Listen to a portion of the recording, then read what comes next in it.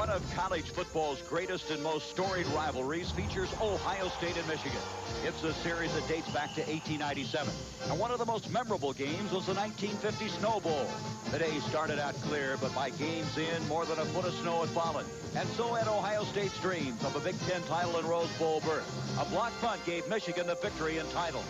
In 1964, Michigan coach Bump Elliott used a special pass pattern he called the trailer play. And that play proved to be the margin of victory, giving the Wolverines its first Big Ten title in 14 years. Quarterback Bob Timberlake added an extra point and field goal for the 10-0 win. Last year, lame duck coach Earl Bruce rallied his players and upset Michigan. A last-second field goal was the margin of victory. The emotional victory carried with it a degree of redemption for the embattled Bruce. Ohio State head coach John Cooper has stepped up the year-long campaign to motivate his team. Joining the permanent signs in the Ohio State locker room this week were a series of not-so-subtle reminders that the bunch from up north would be visiting to do battle in what is simply referred to around here as the game. It's Ohio State and Michigan on ABC.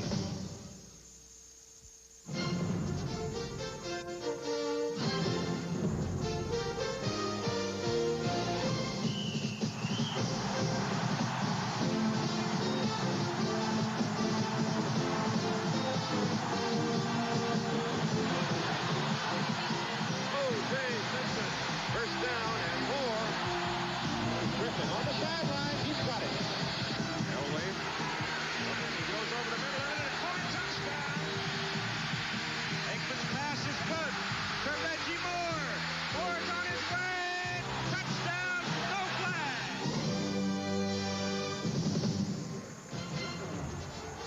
Michigan and Ohio State meeting for the 85th time before a sellout crowd of more than 89,000 in Ohio Stadium. A cold, blustery day as we approach kickoff time. Before the start of this game, Bo Schembechler, the dean of Big Ten coaches, met at the center of the field with John Cooper in his first year at Ohio State. They last met in the '87 Rose Bowl when John Cooper directed his Arizona State team to victory. The Buckeyes and Wolverines, one of college football's most intense rivalries.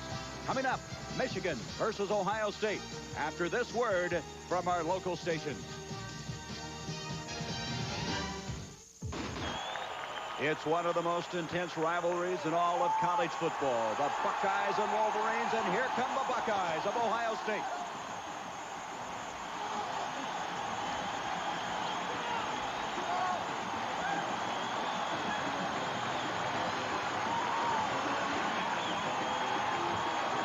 Four, 5-1, needing to win today to avoid their first losing season since 1966.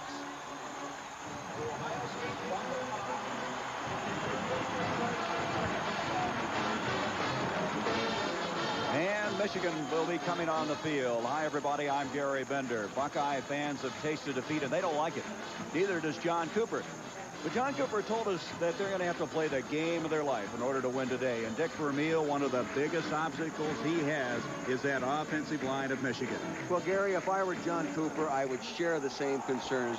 Michigan's offensive line is very big, very strong, and are capable of dominating the line of scrimmage. You can see by the graphic coming up that they average over 280 pounds. They have 300-pounders in there, 285-pounders. They can control the line of scrimmage. Now, I would anticipate Ohio State's defensive coaches to counter a little bit by varying their defensive fronts, stunning some linemen, some full-line slants as well, and even commit linebackers up inside. But what would help Ohio State's cause even more than defense would be the offense to have a great game led by Greg Fry. If he could come up with a big game, they could keep those big offensive linemen on the sideline.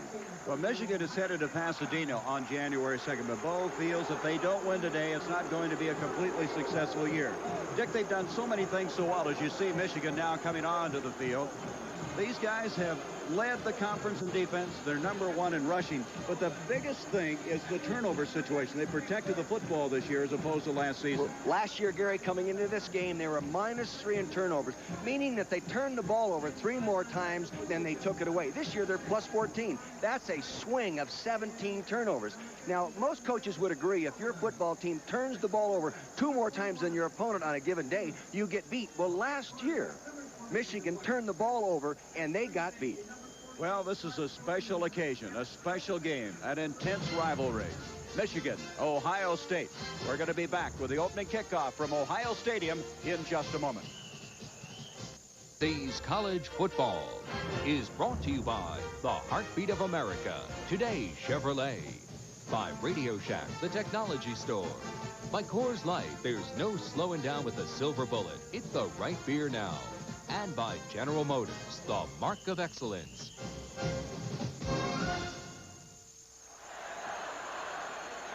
Ohio Stadium, 89,000 plus, the 39th consecutive sellout here on the campus of Ohio State University. Ohio State won the toss. They deferred, and so they'll be kicking off to Michigan. Pat O'Mara, who's been outstanding, will kick off to Callaway, number 2, or John Colazar, number 40. O'Mara is ready. The 85th meeting. The game, they call it, and we're underway. This will be Colazar going back deep, and he will not bring it out, and Michigan will set it up at the 20-yard line. Let's set now offensively the Wolverines of Bo Schembechler. The quarterback will be Demetrius Brown, replacing the injured Michael Taylor, who was hurt 2 weeks ago against Minnesota. Bunch and Horde. Horde getting the starting call at tailback. McMurtry and Colazar as the wideouts. Boy, there's that big offensive line that Dick was talking about. John Vitale, considered by many the finest center in the country. Jeff Brown, outstanding blocking tight end, along with Derek Walker. Look for these guys to run off tackle toward that big number 75. The tight end normally is on his side of the line of scrimmage. Brown, who started last year's game against Ohio State. In fact, that's the last game he's thrown an interception.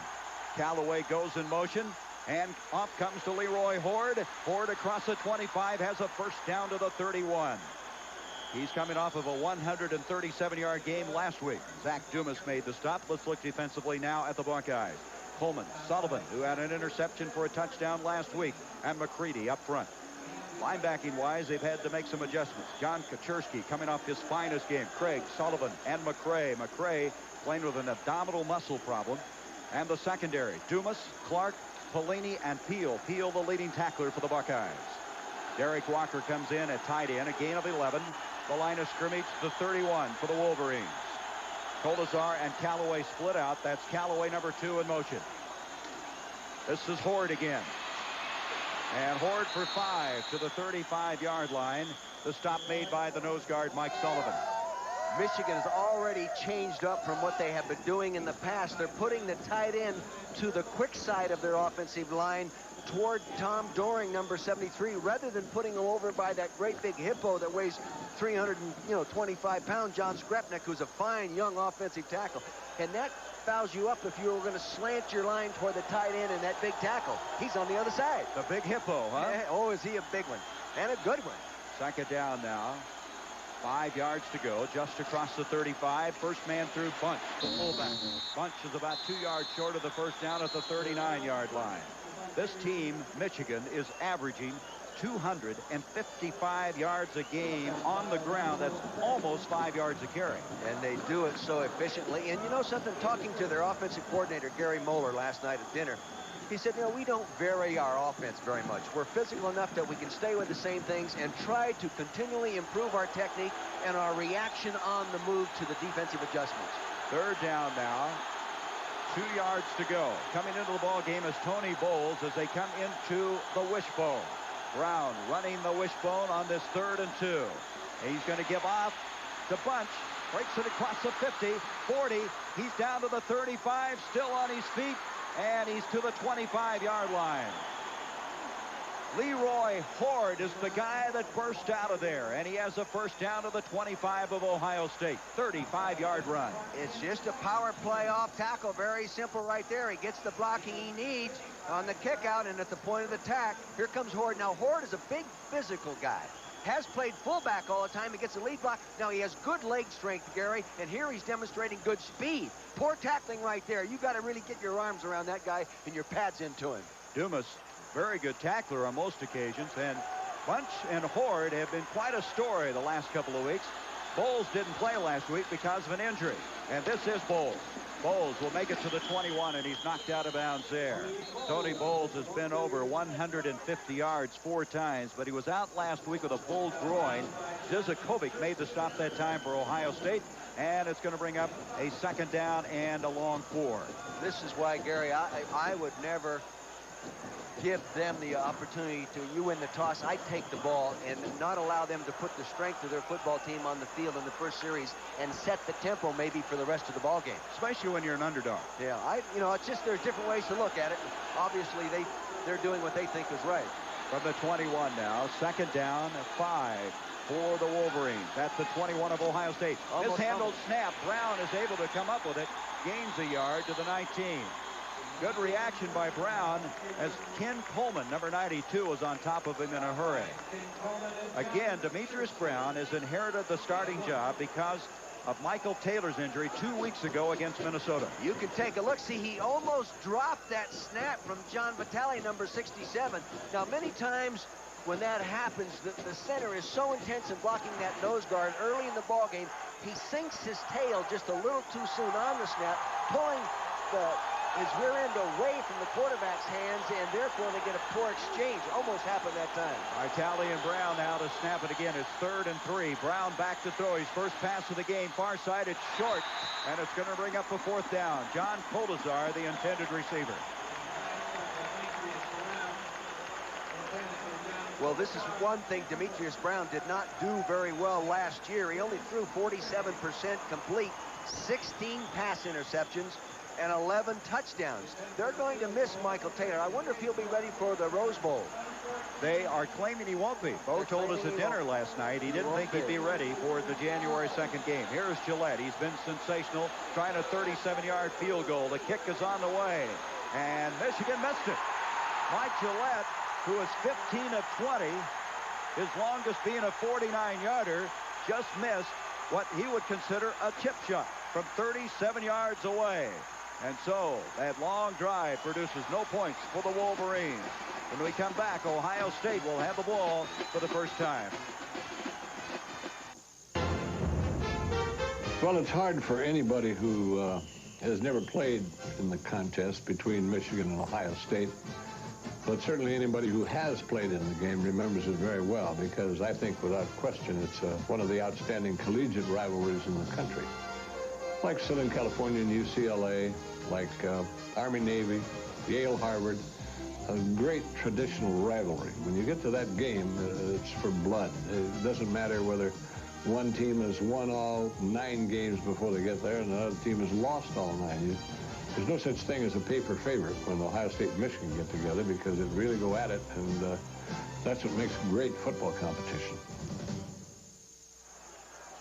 Old 99, Tom Harmon. Of course, his son Mark played for UCLA, the starting quarterback. He was the quarterback prior to my first year there. Played for Pepper Rogers, did a great job. Wishbone quarterback. Of course, now he's a very successful actor. So after the missed field goal, Ohio State with the ball at the 20-yard line. Snow and Matlock in the backfield behind quarterback Greg Fry. Fry will give to Snow. He's got running room. 30, 35, to the 40. First down. Vada Murray, the free safety, over to make the stop, and that's a pretty good beginning offensively for these Buckeyes. 23-yard run. Taking a look at this, the key to this right now, it's a draw, and he gets the draw block. Messner goes underneath, and he pops it right outside in that lane with a lead by the fullback. Now take a look. He's going to bring it back deep. Snow told me this is his favorite play. He says, Coach, I'd rather run the draw. I draw, sprint draw, more than any other play because I have my choice as to where to go. First down now at the Ohio State 42. Snow again, this time a little tougher going, picks up a yard. Good reaction that time by Michigan on the play, and in particular Mark Spencer. Let's look now offensively at the Buckeyes. Greg Fry's had some very good games for this football team, playing better every week. Matlock, a former walk-on. Snow. Graham, who's been a very big improvement at that split-end position of Bobby Olive, who Dick thinks weighs 145 pounds. Soaking wet. Ellis had a big game a week ago at tight end. Stasiak, Davidson, Uhlenhake. Well, John Cooper feels he's the best center in the country. Look for these guys to change up on first down and throw a little bit more than they have in the past. Second down, virtually 10 yards to go. Fry, play action fake. Over the middle, Bobby Olive is picked off, almost picked off, at the 30-yard line by Veda Murray. So Fry that time with too much on that pass, and Olive could not get to it. You know, you can get a little pumped up early in a ball game. Now you're going to see play action passing, moving to the left there. He gets to draw a fake. The play that he just ran so efficiently on going to the right earlier. Here he is throwing the squaring pattern down the hole. Now the zone 3 safety darn near picks that up. He should have made that interception. Here's Mark Messner now, number 60. Now he's working. Now everybody knows he's a great pass rusher. Tim Moxley, 74, doing a good job. But he's going to have to do a little better job of jamming with his hands through this ball game if he's going to block him consistently. Boy, he did it there on a 3rd down 10. From the shotgun is Fry over the middle. The catch is made by Jeff Graham, considerably short of the 1st down. It'll bring up 4th down. So the defense holding right now. Let's look at this Michigan defense. The top rushing, I should say, scoring defense in the Big Ten. White, Osmond, and Messner. We talked about Messner. They made some changes at inside linebacker due to injury with Anderson and Spencer starting. And back deep, David Arnold is back after coming back from an injury, and Welburn has 5 interceptions. On 4th down, to punt the football is Jeff Bowman.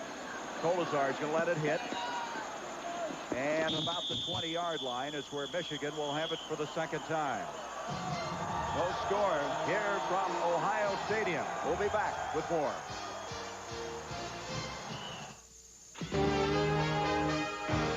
I have good memories, whether we won or lost, that the competition between Ohio State and Michigan. It was tough. It was fair. It was one of the outstanding experiences I had in my 3 years of varsity competition. Gerald Ford, former president of the United States and a center for the Wolverines. He wore one of these helmets. They've worn them for a long time. Fritz Chrysler is the guy that designed the Michigan helmet. Greg McMurtry, Chris Calloway split out. Bunch and Bowles in the backfield. Michigan with the ball for the 2nd time. Calloway goes in motion. This is Bowles. And Bowles close to the 24, darts to the outside, and he's got a 1st down with an outstanding 2nd effort. Vincent Clark eventually knocked him out of bounds. Looked like he was stopped at the 25. You can see the defensive line moving here. Now watch as the nose guard takes a move and starts slanting in the direction of the play. Does a pretty good job. Here he is. It's a good hand. Racina Sullivan moving into play now. He's moving inside on good pursuit, but they didn't get their arms wrapped around him. This guy doesn't look like he's been injured at all, does he, Gary? No, he doesn't. Bowles having one of the most productive years in Michigan history, despite missing last week, picking up 11 yards. McMurtry, Kolazar split out, a 1st down at the 32 of Michigan. McMurtry in motion. Bowles again. Bowles comes across the 40 to the 41. He's a yard short of the 1st down, and Mark Polini made the stop. So the Wolverines moving the ball. Let's go back now to New York. Here's Al Troutwig. Gary, in the first college football game ever played in Dublin, Ireland, BC got off to a quick start on this Mike Sanders touchdown run to beat Army 38-24. Sun Bowl officials tell us this loss will not affect Army's date with Alabama in the Sun Bowl. Back to you. Boy, that was an early start. I was watching that early from Dublin, playing in an old rugby stadium. But now, 2nd down, a yard to go. Horde is coming to the backfield along with Bunch. This is Horde. He's got the 1st down, and he comes to the 45, 46-yard line. Knocked out of bounds by Dumas. Boy, they really have a good change of pace when they go from Bowles to this guy, Leroy Horde. 2 different runners. You know, with this offensive line, it's hard to evaluate which guy is a great back, because here's Bowles, who averages 5.5 yards a carry. Tracy Williams, his backup, 5.8. Bowles gets hurt, so they need move Horde, their fullback, over there. He's averaging 5.2. You tell me, which guy can run the back? I don't know, but if I was going to be a running back, I'd like to be behind that Michigan line. Me too. I'd like to be the running back coach. Look at, I'd coach those guys to average 5 yards a carry. Bowles has come back into the ball game. The officials now getting everything squared away. It will be a 1st down across the 45 to the 46. There he is, Bo Schembechler. What a great time we had. We had dinner with he and his team last night. That was really a great experience. And it's the first time we'd ever been invited to a training table dinner like that. I tell you, I couldn't eat half of it. Oh, you were nervous. You thought you were... Back to There's a sprint draw. Off it goes to Bowles. 45-40 down the sideline, and he's still on his feet inside the 20-yard line. I think he's been marked out of bounds, though, way up across the 35, and he stepped out at the 36 of Ohio State. Dumas able to jam him out on the far side. All right, now focus your attention on the defensive line, because they're the people that have to stop this draw play. Now the ball will be snapped. Now you'll see they're moving. Now Pat Thomas, number 54, to the right center of your screen. Now he gets blocked by Dingman up inside there. Boy, I tell you, he can accelerate once he sees that daylight, can he? He's got that long stride. Very unusual for a running back, and he gets it turned on that corner, gets those shoulders turned up the field. He's something special. But he also has the ability to shorten that stride when he gets in that contact area.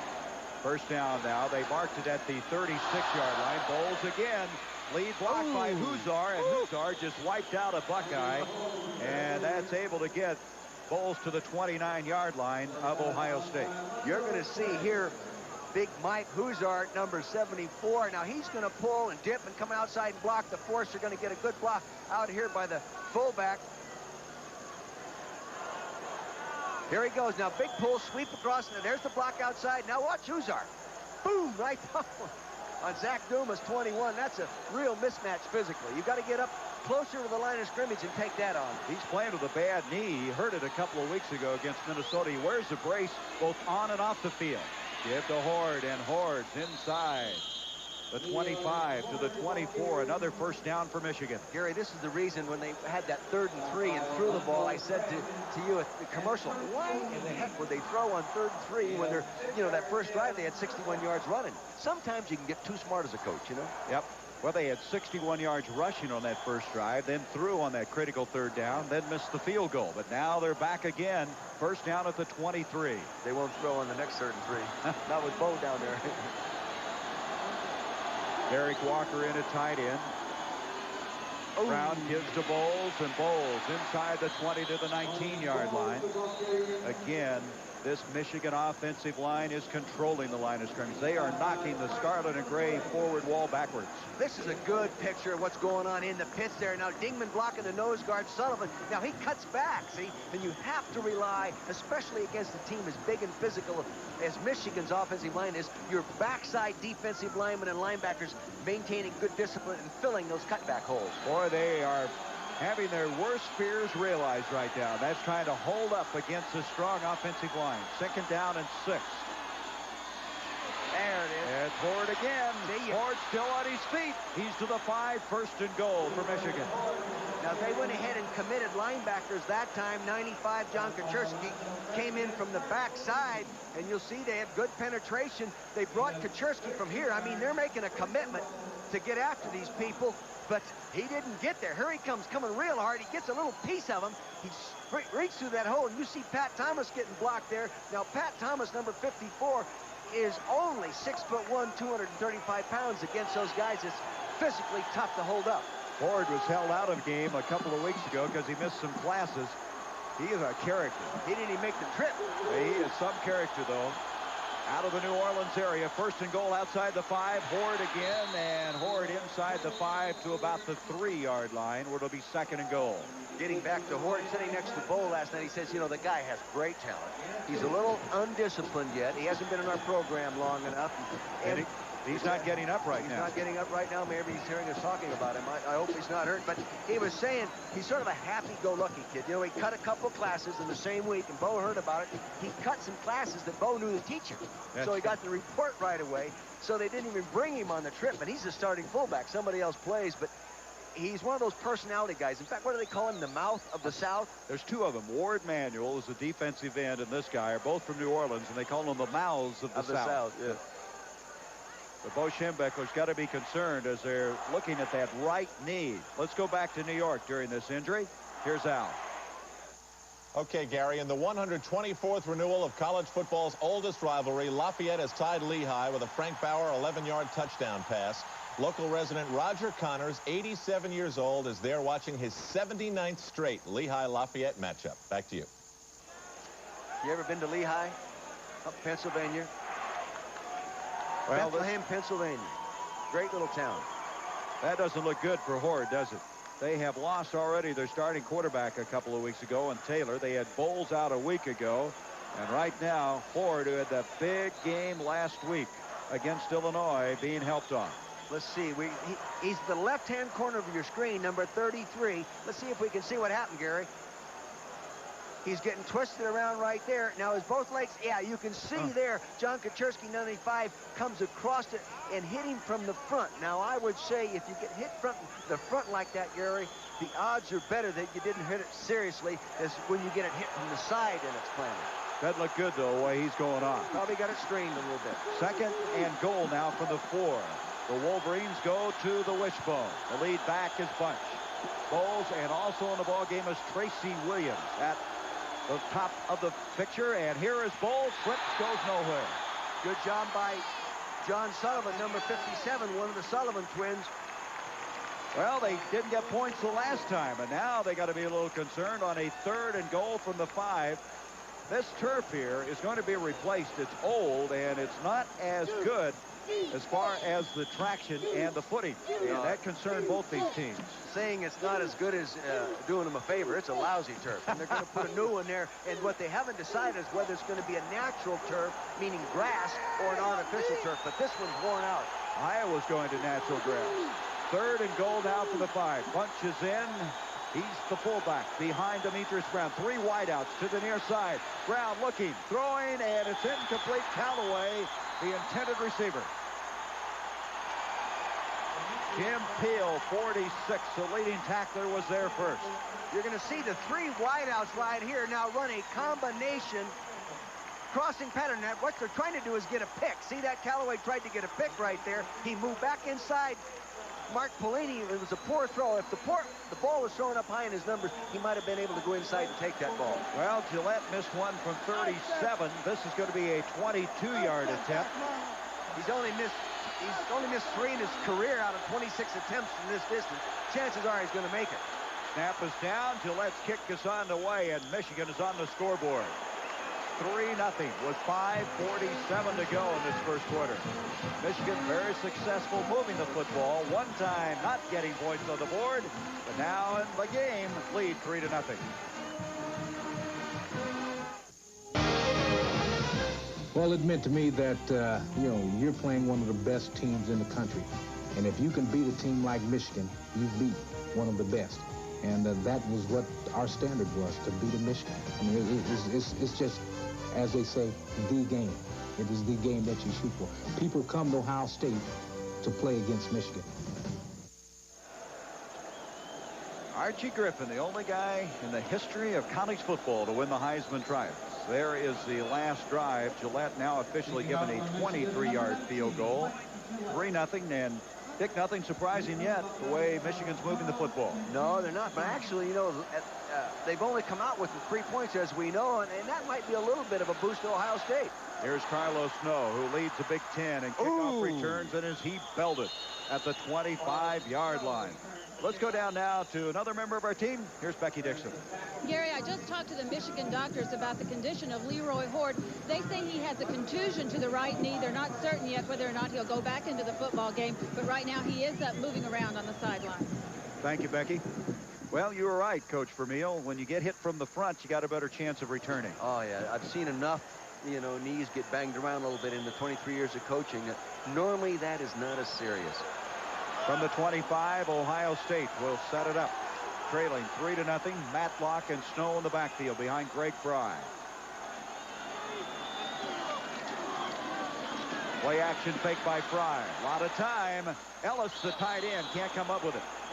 Jeff Ellis, who had 8 catches for 97 yards last week, not able to come up with that grab. David Key defending for Michigan. So Fry, on a couple of opportunities, hasn't thrown the ball all that well. Actually, he took too much time. That's a crossing pattern to the tight end. Had good action. He came across open, and he just waited too long to throw the ball. John Cooper, the first game opportunity between Ohio State and Michigan.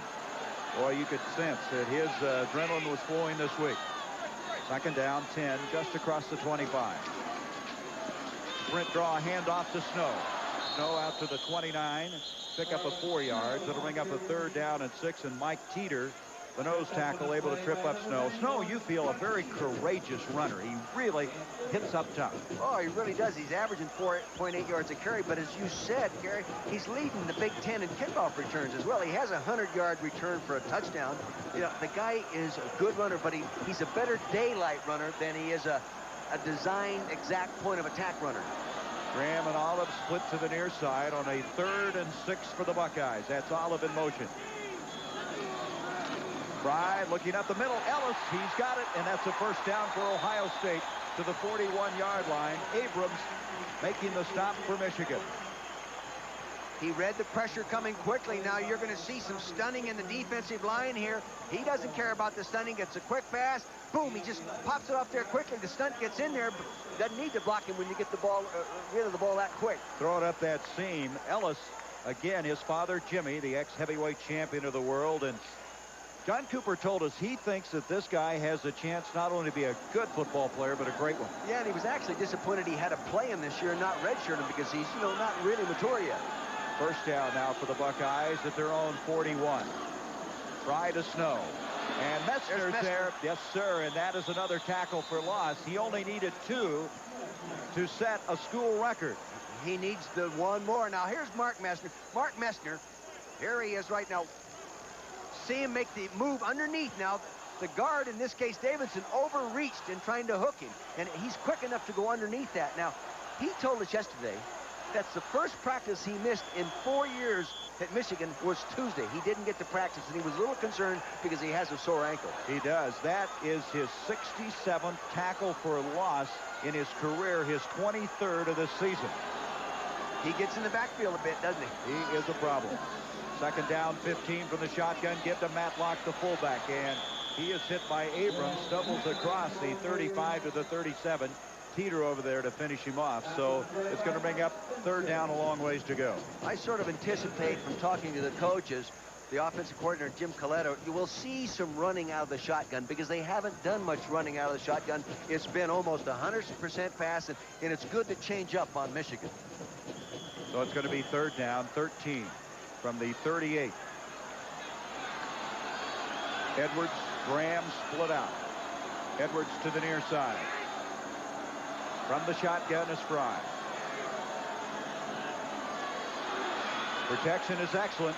And up the field, intended for Graham, and Graham can't come up with it. The 42.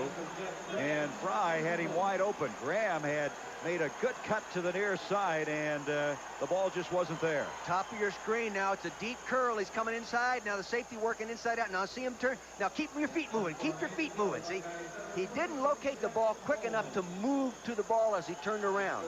Now maybe the quarterback threw it too far inside, but many times a receiver gets his eye on the ball quick enough, he can move his body into that ball.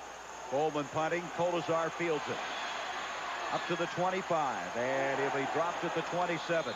Good reaction on the near side by Ohio State. And so at the 2:50 mark of this first quarter, Michigan leads it 3-0.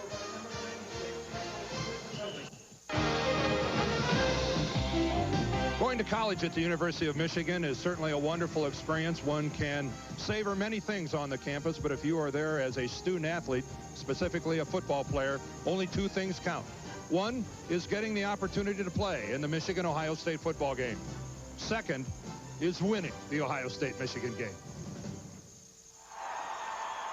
Dan Dierdorf.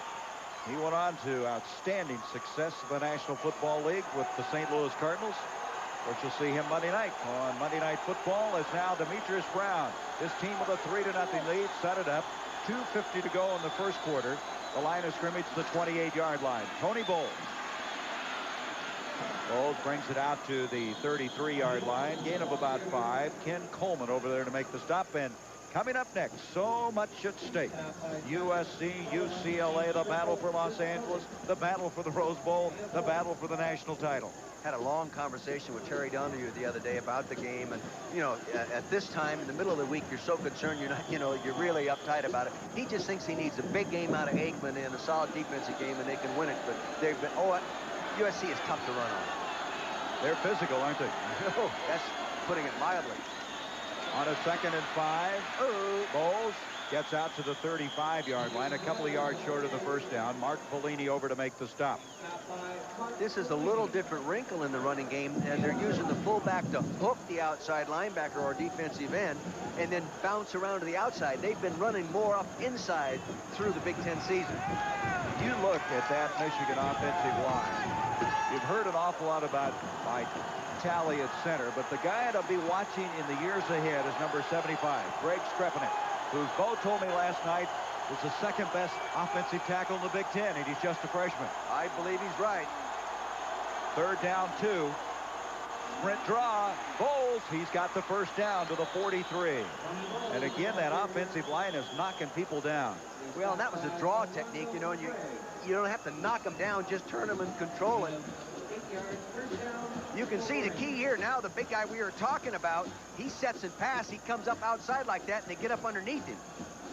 See, now he turns him right outside like that, and that's that draw block. That isn't a physical block, but as you're big as 75 is, Strepanek at 325 pounds, when you get that close to him, you know, he can just sort of power you with his arms. I watched practice one day with Strepanek from the end zone, and he looks humongous when he lines up and gets that split.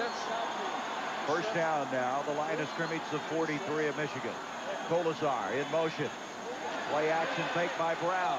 Brown deep to McMurtry, wide open. He's got it at the 10. Touchdown, Michigan.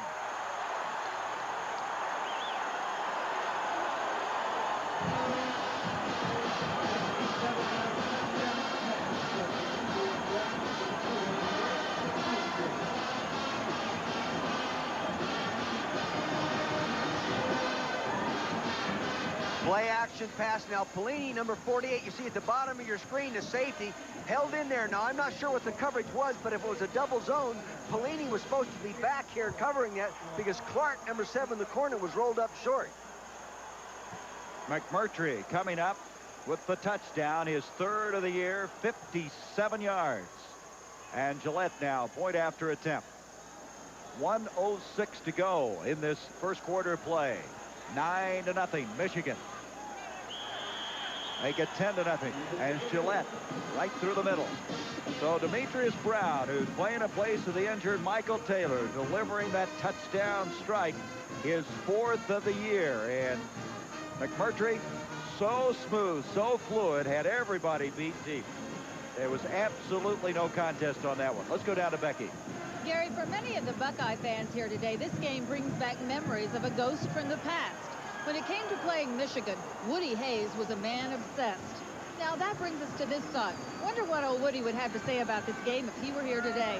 Well, here's one student's version. Oh, Beck, I've always told you about Ohio State, Michigan being the greatest football game of the year. They beat us deep. I think the DB didn't read the coverage well, but the thing about Ohio State that I like the most is their competitors, and they have that discipline. There's no doubt in my mind that as Buckeyes, they'll be back. Oh, yeah, sure. Just a few quick thoughts on Bo Schembechler. Oh, I have the utmost respect for Bo, and I think he's one of the last great coaches because he's a disciplinarian, and the things he does with his football team that there's no doubt that he'll go down is in the rivalry is one of the greatest coaches that ever was around. Oh, yeah, he's that good. Right, sure. Gary, I think Woody would be flattered. He would be. The only thing that was wrong with that is he wasn't in shirt sleeves. Now, Woody would have been here in shirt sleeves today. Carlos Snow, an ill-advised return on that kickoff, it looked like, as he brought it out to about the 15-yard line area. So Ohio State will start deep in their own end of the field. It's amazing, though, to watch that, and it kind of brings goosebumps back. I was around Woody a lot. I had so much respect for him, and what a great man he was, and what a legend he is. Well, the kid, we were studying films the other day, and the young man that did the impersonation walked in and started talking to us. You and I looked at each other. Who is this guy? He was laying on us, and we've both been around Coach Hayes, and to know he sounded just like him. And what is that? That imitation is the finest form of flattery, and that's exactly what that is. From the 15-yard line, Fry gets off to Snow, and Snow stays on his feet for a couple of yards. Gets close to the 18-yard line. So Ohio State finding themselves down 10-0. Eric Anderson and T.J. Osmond on the stop Carlos Snow, who last year caught a 70-yard touchdown pass against Michigan in that win in Earl Bruce's final coaching game here at Ohio State. He's a short little guy. You know, he ran for 7,856 yards. That's 4.5 miles in high school. No wonder he's so short. 2nd down and 7 now for the Scarlet and Gray. Fry back to throw. They pick up everything well. He throws the near side, and Ellis can't hang on. That would have been enough for the first down had he caught the ball. Bobby Abrams defending on the play. Abrams very fluid and mobile, number 24. He's a former defensive back, now playing a linebacker spot. Well, the most remarkable thing about this guy, he had a 3.8 GPA in high school, 8 semesters in a row, honor roll. Far better student than I was in high school, I'll tell you that. Well, one thing Bo said, he's got great perseverance in the classroom and also on the football field. A self-made type of guy, really motivated, good attitude. 3rd down and 7 now for the Buckeyes. They need some success. They are trailing 10-0. They don't want to give the football up again. Fry setting up the middle pressure. He dumps it off to Mark Hicks. Hicks fights his way up for a first down as Hicks, who has been playing with a bad ankle all year long, made a very good move to shake loose. Anderson, Welburn made the stop, and John Cooper's team has the first down. You're going to see some stunts to the right side of your screen. Defensive lineman not picked up. Mark Mesner right in there. He does a nice job of checking it off to Hicks. Now here is Hicks running up there, and he's not too excited to play about this cold weather game because he's from Northern California, Davis, California to be exact. And he says he likes it back here, but he likes it better when it's warm. Well, he's a transfer from the University of California. Been hurt most of the year. After 15 minutes in the game, Michigan leads it 10-0. Ohio State has the first down as we start quarter number 2 from their own 28-yard line. Olive and Graham split out and all kinds of movement up front. Looked like Greg Zakharoff, number 51, the right side guard, moved. You know, sometimes young offensive linemen, when they get on the great player, the All-American candidate, they see him lined up there. See, now, Mesner normally lines up on the offensive tackle. This time he's on the guard on Zakharoff. He sees him there. You know, that can be disconcerting. Look at this. 150 yards rushing. They're averaging 255 a game, so I would say they're on track to having another big game. In fact, they're on a fast track. They're on a fast track. Ohio State, somehow you get the sense they need to get something going here. 1st and 15 now after the penalty. Graham and Otto split out. Here is a give now to Mark Hicks. Hicks stays on his feet. Good spin move to the 35-yard line. They still need about 4 yards for a first down. Mark Hicks has battled back to become part of this football team. Middle of your screen, Mark Mesner does a little stunt back to the inside. He doesn't get cut off by Moxley, 74. He gets him right there, doesn't get him wrapped up. And here comes Hicks running like he did at Cal the first couple of years. Well, he had to take 21 hours of summer school to get eligible. Then he's had the ankle injury. Plus the fact, I think when you don't play for a year, it really slows you down. A lot of athletes find that in every sport. 2nd down, a long 4. Fry rolling out. He's going to take off, and he's got the first down as he goes across the 40 to the 41. Good heads-up play by Fry. You know, Fry's not a great athlete, Dick, but he's very coachable, and he seems to really understand the game. You know, I had a great visit with him the other day for about a half an hour in the locker room after practice, and I said, Greg, you know, you really improved. We saw you the first couple games of the season. You played well, but now you're so much more sure of yourself. The first thing he told me is about some of the bad things he did during the year. I said, listen, young man, you play that position. Hey, the guys in the Pro Bowl make mistakes as well. Forget the mistakes and go from there. Well, that was a heads-up run. Everyone was covered. First down now at the Ohio State 41. 10-0, Michigan. Fry back, setting up, protection, breaking down, and it's incomplete. He was buried that time. Pressure coming up the middle from Mark Spencer. He was trying to connect up with Jeff Graham, but he didn't get the time he needed. Here you'll see the play action fake. He has plenty of time. Good coverage downfield. This is enough time. Now watch him get set up. He has enough time. There's Osmond 94. He has enough time. It's just, the patterns are either taking too long to develop, or he's taking too much time to throw it, or the coverage is taking it away. One of those three. Boy, he got belted by Spencer, didn't he? Spencer's their biggest linebacker. He's a sophomore out of Troy, Michigan. He is starting now with J.J. Grant out of the lineup with a knee injury, and Grant is not expected back for the Rose Bowl. Fry now is 3 of 8 for 26 yards.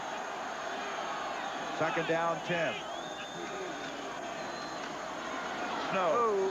Face mask around the neck by T.J. Osmond. And as his forward progress will be marked at the 44-yard line. T.J. Osmond, number 94, the nose tackle. Here he is, not playing on the nose at this time. He's moved over. Now, T.J. Osmond is a guy, he's not built like the typical nose tackle. In fact, Bo says he's sort of a bucket butt, but he really gets the job done. And when we met him last night, we were surprised. We made him repeat his name twice because he just didn't look like a nose guard. Well, they say just flops around out there. Flops around and makes big plays. They called him the rubber band man. Yeah. 3rd down and 7. Fry back. Near side, and Ellis, the big tight end, again, not able to make the catch, and it's going to bring up a 4th down. And Beta Murray was defending on the play. See, they're going to have to convert on those 3rd downs. What they better do is a little better job on 1st down. Maybe shorten up some of those passes on 1st down that they use. A little higher efficiency because they give the ball back to these big guys. They don't get it back sometimes until they get in the end zone. Bowman to punt. Kolazar goes back, 2nd in the Big Ten, and punt returns. Not a good punt. Nope. And it's going to die just where it hit at the 30-yard line. Michigan with a 10-0 lead. They have the football. 13-16 to go. That's only a 25-yard punt. The Jackie Sherrill situation. First of all, the Fort Worth Star-Telegram has quoted an unidentified source in saying that the 7th-year coach will leave the school. That seems to be premature. Sherrill did leave campus yesterday, is believed to be with relatives, and is expected back yesterday or Tuesday. School officials are trying to verify the comments of running back George Smith, and depending on what they find when they verify or find out that his comments were false, Jackie Sherrill's future is likely to be decided then. Back to Gary Bender in Columbus. Al, thank you. 10-0 Michigan. Thus far dominating this football game. A crowd of over 89,000 on hand. A lot of scarlet and gray and maize and blue represented here. What a tradition. 13-16 to go. 2nd quarter. Line of scrimmage to the 30. Callaway comes in motion. Straight ahead. Jared Bunch, the sophomore fullback, and he'll move it out to the 35. It'll be 5 yards short of the 1st down. John Vitale, the big All-American candidate playing center, does a good job of turning the nose guard out. Sullivan, he cuts in back behind him. Now, Sullivan and Vitale have been battling each other for 4 years. They played on each other. I mean, they can remember each other's breath after that amount of time, you know. I tell you, Vitale is some character, isn't he? Oh, he is. He showed up to the first day of training camp this fall with his head shaved like a Michigan helmet in that design. Can you believe that? 2nd and 5, and a handoff this time to Horde, and Horde is back in the game as you anticipated, and he ran there like there was nothing wrong with him. He's a tough kid. He really is tough. That's a 1st down for Michigan. You can see Sullivan, he's trying to get him to jump himself.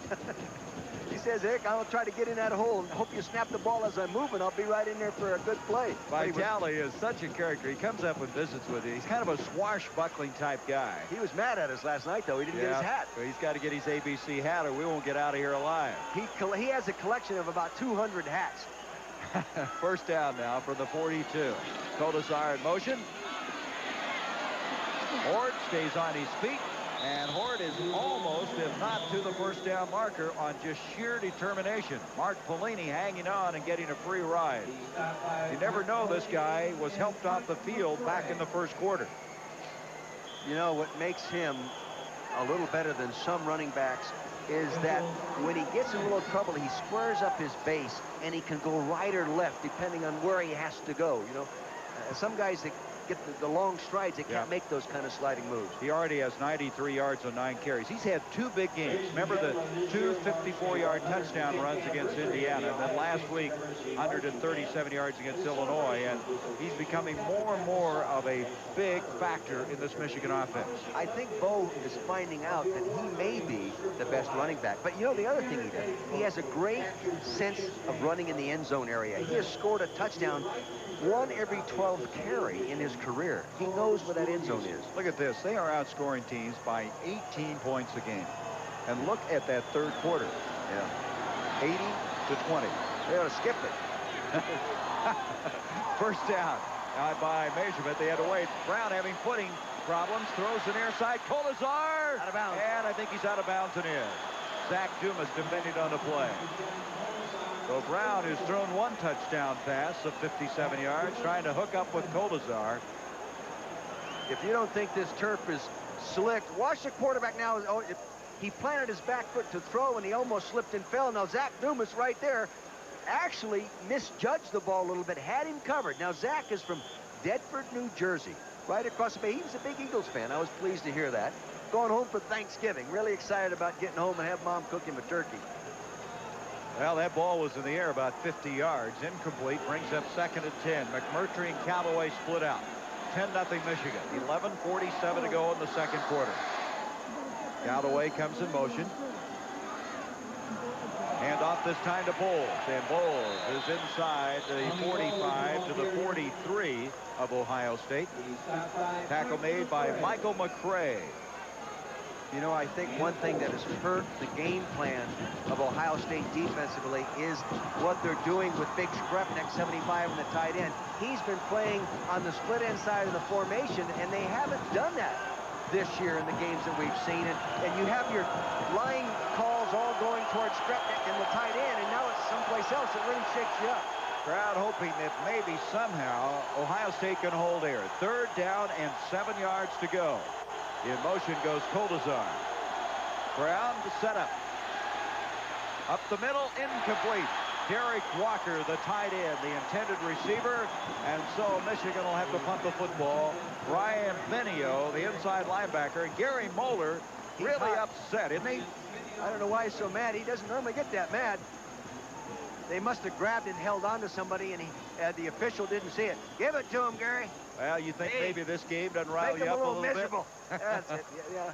Gary, former head coach at Illinois, was a defensive coordinator, now has moved over to the offensive coordinator position the last couple of years.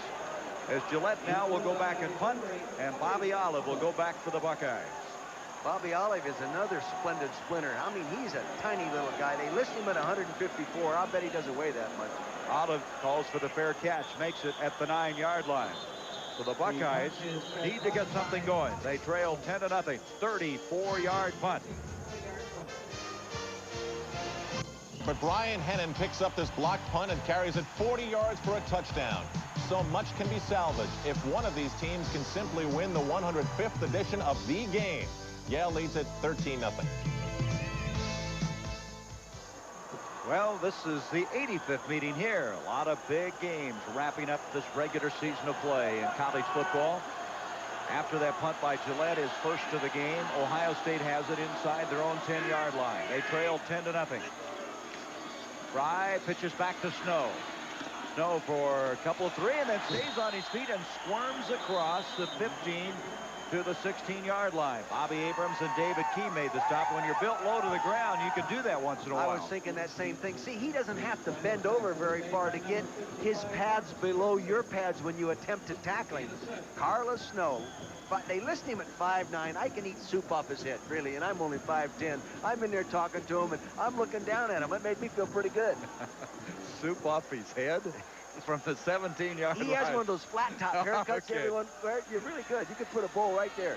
2nd down 3. Edwards and Graham split to the top of the field. Snow again. Snow out across the 20. That'll be a first down to the 21.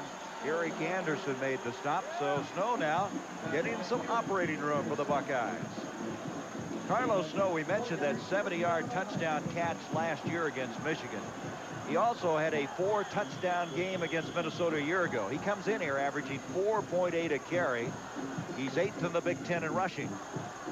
He's been alternating back there with James Bryant, and a moment ago you saw Mark Hicks. One thing that John Cooper felt he had coming into the year was depth, but he lost Vince Workman at that spot, and it really hurt him. Hurt him in more than one spot, too. From the 21, Fry back. Graham, and coming back to the ball was David Key. He was closest to it. So Fry not connecting on a first down toss. Key, by the way, number 26, is out of the Columbus area. So this is kind of a special trip for him. David Key out of Hartley High School in Columbus, Ohio. He's a fine running back. Ran for over 4,000 yards as a running back, converted to the defensive secondary. And Bo says he's really improving. And here he is, just a junior. He'll have a good career. I'll tell you, this Michigan team is only going to get better next year. I know it, but if you're going to win at Ohio State, you better keep those Columbus kids home. Second down 10 after the miss, and from the shotgun is Fry. He has Graham and Edwards split out. Hand off to Snow. To the 25. Flag on the play as he's across the 30 to the 31. And that correction is Scotty Graham, the fullback, not Snow on the play. And Graham able to bring it out to the 31. They're built the same, though. Scotty's a little bigger. Scotty Graham there. Here you see it's a little handoff underneath. He should have, I think, taken that up underneath with the lead block, because Brett White, 88, really had it well enough contained. But you say he's one of those short, squatty guys with the big legs as well. He's a freshman redshirt out of Long Beach, New York. Let's see what the penalty's about. Still second down, half the distance foul. There's an illegal block against Ohio State. So Cooper will have that very fine run negated, and that's the kind of mistakes you can't make against a team like Michigan. I got a kick out of his first response when you said, Cooper, what are you going to have to do to win this football game? What did he say? Going to have to play the game of our lives and able to win this. And I spoke at a luncheon the other day, and I got up and I said, you know, if I were going to coach in the ball game Saturday, I'd much rather coach Michigan. I was always a better coach when I had better players. That's very unusual. That's really surprising. Second down now, 18 for the Scarlet and Gray. Ahmed goes in motion. No, and he fumbled it. Picked up by Michigan. That's David Arnold, but it'll be blown dead. The ball will be blown dead where he recovered at the 17-yard line. Boy, and there is a critical mistake for Ohio State, who was last in the Big Ten in the turnover department. They're -14. Last year at the end of the season, they were +5. -14 this year. And you know, this Carlos Snow has fumbled 5 times, that being his 6th time this year.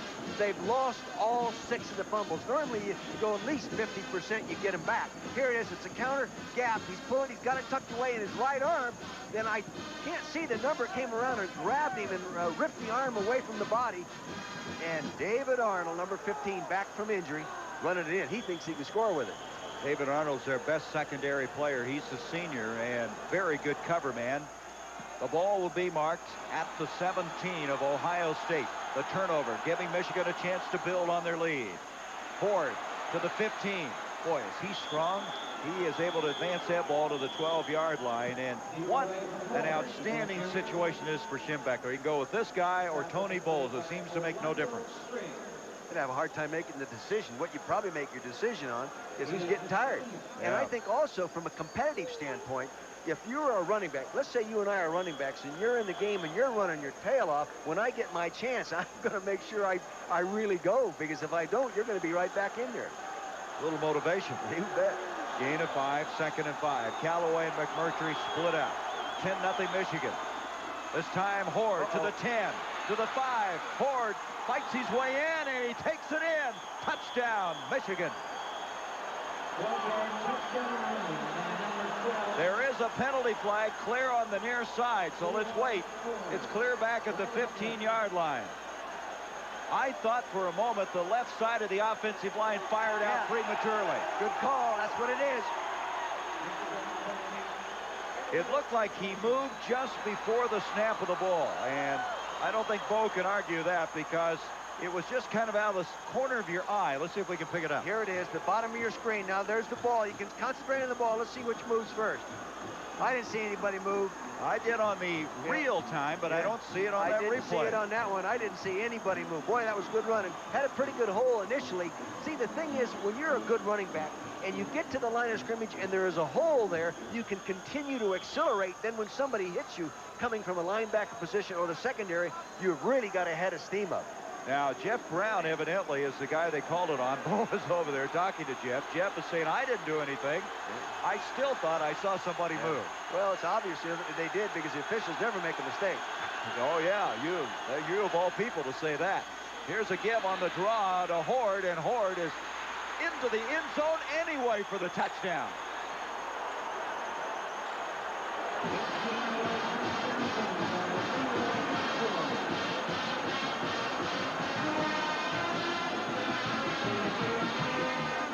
That's impressive. Leroy Horde, who has really been coming on as of late, just came back. The penalty didn't stop him very long, did it? 18-yard touchdown run. That's impressive football.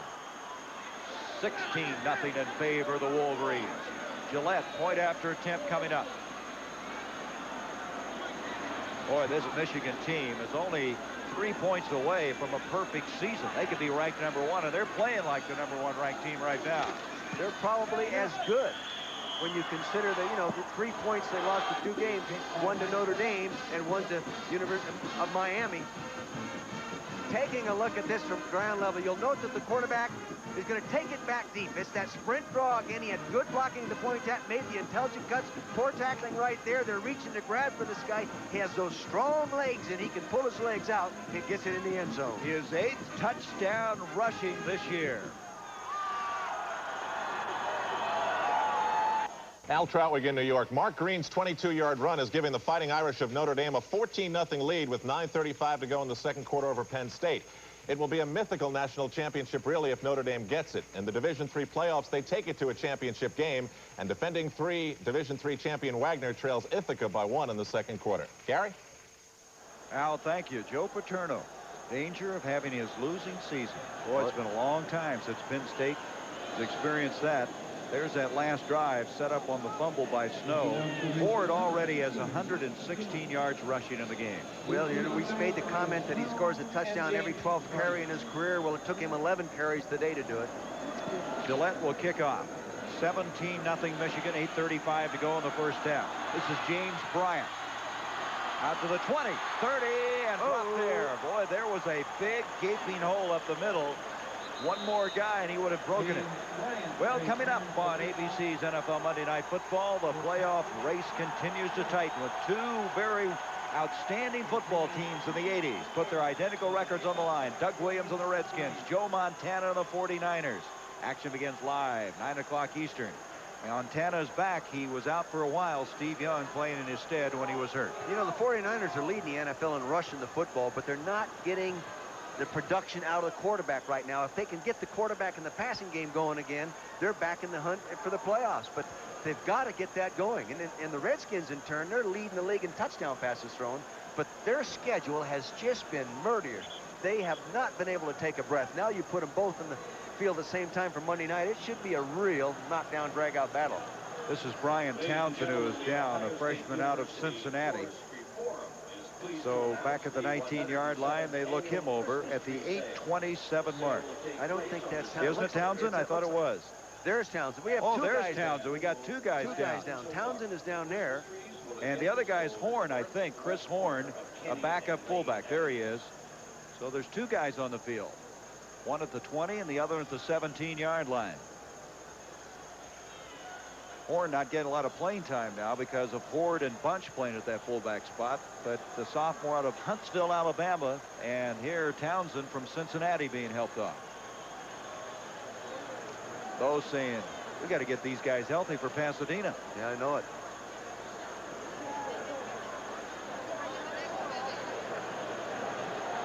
Ohio State, there's what they've done thus far. Not getting much offensive production. If they can just start completing some of those passes and maintain some kind of an offensive drive, if nothing else, they'll keep the score down. Well, last year they got behind early, 13-0, and came back. That's right. Won it 23-20. And Fry went into the ball game last year through one play, through one pass. It was a big play, kept the drive going, and they went on and scored, and that was the winning drive. Well, Ohio State has won in the years past, and John Cooper feels that they'll be winning again. Right now, they're in danger of suffering their first losing season since 1966. Olive and Graham split out. First down, Fry throws far side. Matlock can't come up with it. Bill Matlock, who's out of Beechcroft High School in Columbus, and people starting to boo a little bit here.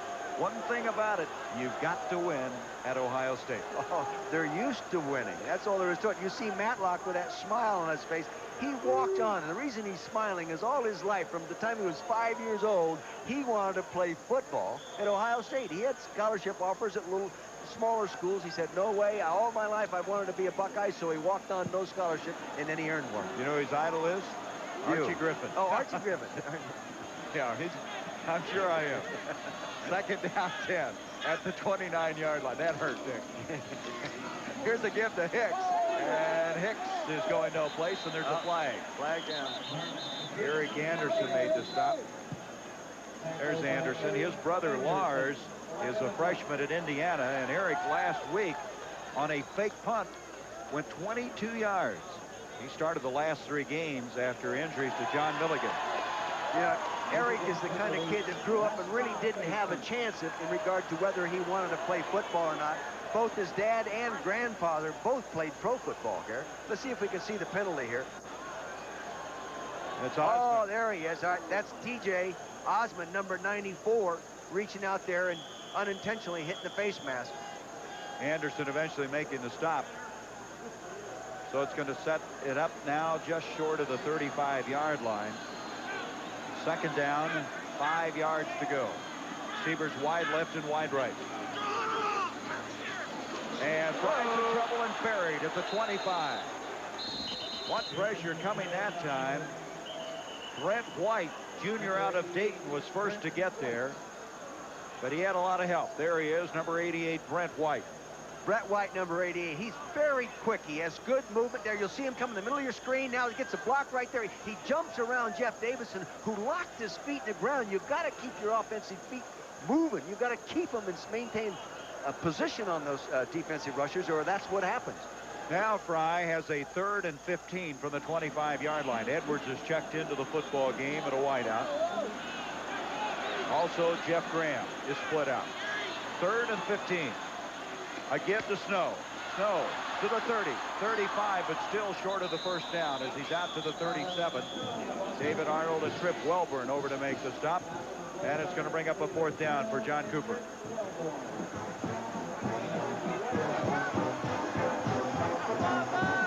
You know, Michigan keeps moving the ball like they're doing and scoring points. They haven't scored more than 28 points since 1946 against Ohio State. That may be in jeopardy. That's a long time. Bowman back to punt. Thus far, you can see what he's done. Kolazar will receive it. 6:38 left to go in this first half. He hits it high. Kolazar for the fair catch. He'll make it at the 33-yard line. So Michigan, the 17-0 lead in this 85th meeting. After that 31-yard punt, will have it. Will be from the Rose Bowl, UCLA and USC. We're here at Ohio Stadium, and while Michigan is winning this football game, the casualty list is starting to mount. Here's Brian Townsend, freshman redshirt out of Cincinnati. He has his left knee wrapped heavily, and Horn was also helped off the field. Earlier, Horde was hurt. He came back, however. Michigan has the football now at the 33-yard line. 6.5 minutes to go in this first half. Jared Bunch, the fullback, across the 35 to the 36-yard line. Gain of 3.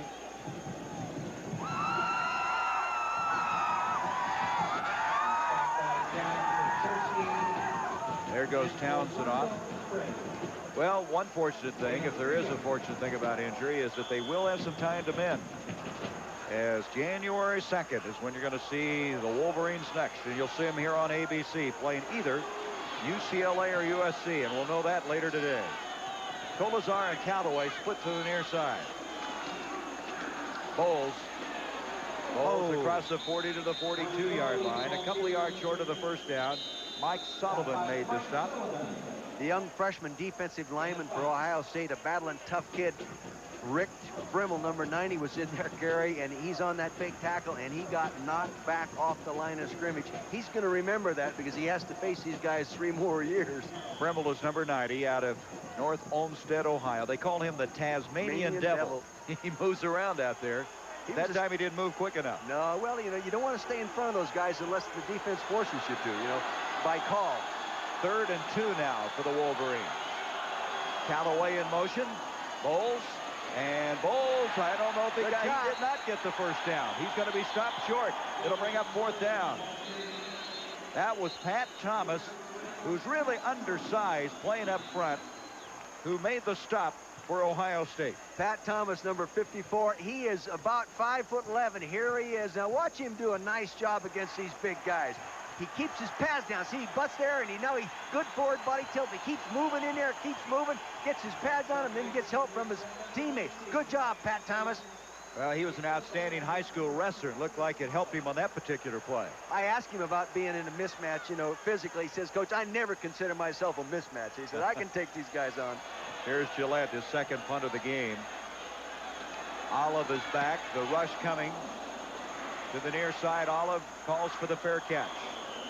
And it'll be just across the Ohio State 20-yard line. 36-yard punt that time by Mike Gillette. Gillette came in here 4th in the Big Ten. So Ohio State will have it. And let's check in now with Becky Dixon. Gary, as you know, when it comes to some of the smaller details of running a football team, no one is more attentive than Bo Schembechler. Now, here's just a couple of the examples I found along the sidelines. For players with poor eyesight, no need to worry. Each player has at least 2 extra pairs of contact lenses. Also, each player's eye prescription is carefully cataloged. Now, overseeing all of this, well, the team has its own ophthalmologist, Dr. Gary Sandall, who said, we may not always be able to catch the football, but I'm going to make darn sure that we can see it. As for Bo, he never leaves anything to chance. Thank you, Becky. Here is Fry scrambling out of a difficult situation. He gets back to the 23, a gain of 3 yards, and is buried there. What was it you're saying? They ought to give some of those extra glasses to the officials? Were you saying that to me? No, you said that. You said that. I used to get myself in enough trouble without your help. I set you up on that one. I knew what you were thinking. I've been working with you long enough to read your mind. Well, this guy is something special. The dean of Big Ten coaches. He's headed to his 9th Rose Bowl, and look at that. 215 wins. He's 5th all-time on the winning list, and, of course, leading all the active coaches as of this moment. 2nd down and 7. Fry with pressure. Gets it off. The catch is made. And the big tight end finally able to hang on this time. Jeff Ellis, he's had a couple slip through his hands, but this time he was able to latch onto it. Jeff Ellis coming off from the right here. Coming off there on the pattern. Now he works upfield. He moves an inside move. You'll see it now. And he gets it off there. He moved right outside there. Did a nice job. A little zone stop type pattern. Though Veda Murray was free safety playing a man-to-man. That's a 1st down. Sets it up across the 35. Ellis is 6'4", 230. He's just growing. They want to get him on the weights, and he will be outstanding his final 2 years. Great big hands, Gary. 1st down from the shotgun. And trying to make a sliding catch. Bobby Olive can't do it at the 47-yard line. You know, Bobby Olive is another one of those kids that walked on. He did not have a scholarship. Had opportunities to go to the smaller schools. Walked on, no, I want to play here. And talking to him the other day, I asked him about how he liked fielding punts, because this is his first experience at it. He said, Coach, I'm just starting to enjoy it. Well, that was the point we were going to make, because Vince Workman, when he was ruled ineligible after signing with an agent, they lost their punt returner. They lost some depth in the running back and some leadership. Oh, yes. And Olive was the guy that inherited that punt return department. 2nd and 10 now. Graham and Edwards split out. They're checking off. Fry comes back with it to Snow. To the 40 and out of bounds. Gain of 4. It'll bring up 3rd down and still about 6 yards to go. Mark Messner over there reacting on the play. Good job outside linebacker play by Bobby Abrams. He delayed the play long enough, wouldn't let it turn up. He strung it out, and then the pursuit came and made the play. Fry's had some big games. We did a game earlier this year against LSU where he threw for 281 yards. And last week when they tied Iowa, he was 7 of 9, 109 yards in the second half. So Fry's had some good moments. He is 4 of 13, as you probably saw graphically just a moment ago. 3rd and 6. Good protection. Up the field and trying to catch it as Olive. Did he, or did he trap it? Nope, they say trapped it. It looked like he caught it from here. It sure looked like Olive caught the ball. Here he is coming back to the inside, right in the middle of your screen. Now, notice how slippery that turf is, Gary. He tries to get body control right there, and he starts slip. Oh, he just jumped out down there. I think he caught that ball. I thought it hit the ground. Yeah, gosh darn it, just depends. You That's have the your first contact time lenses you on? Go down there and get a pair of those contact lenses, will you? That's the first time we've disagreed all year. 4th and 6. Bowman the punt. You know, Salazar lets it hit. And the ball is going to roll to the 28 of Michigan. 2:43 to go in this first half. 17-0 Michigan. My career, he's got to be excited. Boy, it took a long time to get there. Let's go to New York now. Here's Al.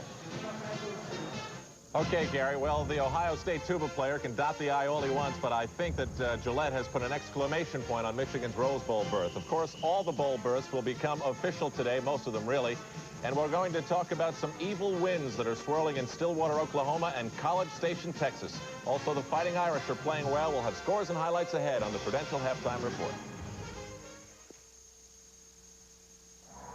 At BAS Prudential College Football Halftime Report is brought to you by the Prudential. Your Prudential representative goes above and beyond to meet your needs in insurance and other financial services. The Prudential, your rock in financial services. Now from Studio One in New York, Al Trautwig. Good afternoon. History may be repeating itself today. It was 50 years ago today that Penn State last had a losing season. Well, in spite of a long field goal to close out the first half, the Fighting Irish still lead the Nittany Lions 14-3 at the half. Now, the Fighting Irish will be looking interestingly at a game that'll be played at 6 Eastern time. West Virginia and Syracuse in Morgantown. Now, West Virginia is thinking about the Fiesta Bowl because that game really will have no effect on the official bid, which will go out today. Notre Dame and West Virginia in the Fiesta Bowl. Now, USC and UCLA still to come today on ABC Sports. That'll be, of course, for the Rose Bowl bid and the Pac-10 championship, and set up the Rose Bowl meeting with Michigan. The winner of that game, USC or UCLA, to take on Michigan in the Rose Bowl, to be seen on ABC Sports. Now, the big story in this game is the status of quarterback Rodney Peete of USC. Measles this week, desperately trying to get himself back in order to play the game today. We'll have a live report just moments away from Keith Jackson at the Rose Bowl. Miami, 3rd ranked, the Hurricanes in to play LSU, and this is a tough game when the Tigers are at home. LSU has already earned a share of the SEC title. Auburn will play Alabama next week. The SEC champion, or if there's a tie, the team that the Sugar Bowl committee picks will go on to play Florida State or USC. That game can be seen on ABC Sports. Nebraska and Oklahoma playing again. This will be the Big 8 championship and a bowl in the Orange Bowl. The winner of this game going on to take on Miami of Florida in the Orange Bowl. Wisconsin and Michigan State, the Spartans leading 10-0 in the second quarter. If the Spartans win this game, they are expected to go to the Gator Bowl and take on the Georgia Bulldogs. The SEC has locked up a few deals with some major bowls around the country.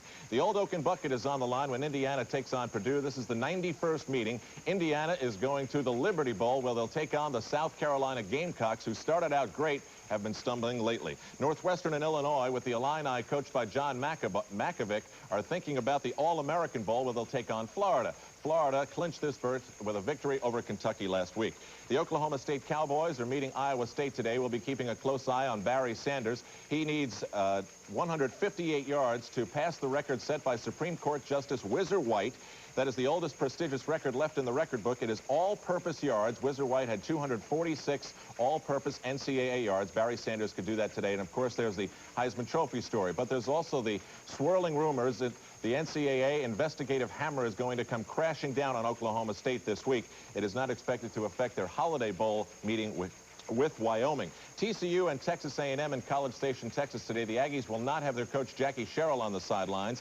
He has pulled himself off the game, left campus yesterday, as reportedly with relatives. All this in response to comments that former A&M running back George Smith, who left the school in 1984, made to the Dallas Morning News in reference to payments that Sherrill arranged to keep Smith quiet with regards to comments he could make to NCAA investigators. Now, Smith is denying he made those statements. What's happening is that A&M officials are checking into Smith's statements. They're going to see if they are correct, and if they are correct, This likely will affect Jackie Sherrill's future at Texas A&M. South Carolina and Clemson today. Clemson with a 6-0 lead in the first quarter. Clemson, of course, as the ACC champion, is going to the Citrus Bowl, where they'll take on the loser of the Nebraska-Oklahoma game. That game can be seen on ABC Sports. This is the ACC's first of a 4-year deal with the Citrus Bowl to send its champion to that bowl. Earlier today in Dublin, Ireland, the first ever Emerald Isle Classic, and Boston College wins it over Army 38-24. The backdrop was beautiful, but Army had to get another mule, an Irish mule, because they couldn't bring theirs overseas. Mike Sanders' 54-yard touchdown run got Boston College on the board first. They led 7-0 and went on to beat Army 38-24. Boston College was created to educate immigrant Irish people who came to the United States. Army's Sun Bowl berth is not affected by their loss. Pitt and NC State. Now, Pitt's AD, Ed Bozick, said this week the selection process of the bowls is increasingly repugnant. It seems that they feel that they were led on by one or more bowls. NC State leading them now 7-3 in the first quarter. For the victory bell, Duke in North Carolina. Duke leads at 28-14 over the Tar Heels. Maryland's beaten Virginia 16 straight times, but the Cavaliers have a 3-point lead at the half.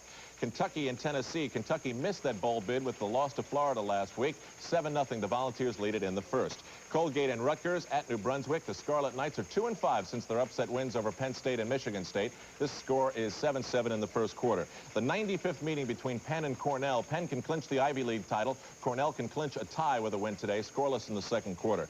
The games, 105th edition, Yale and Harvard. Yale leads it by a field goal, 13-10 in the second quarter. They led at one point, 13-0. Dartmouth and Princeton. This game is 7-0 Princeton in the second quarter. Continuing in the Ivy League, Columbia leading 14-7, looking for their second win of the season. The 124th renewal of the oldest rivalry in college football. In a high-scoring affair at the half, Lehigh leads at 35-30 over Lafayette. We'll have that live report from the Rose Bowl in a moment as we continue on ABC.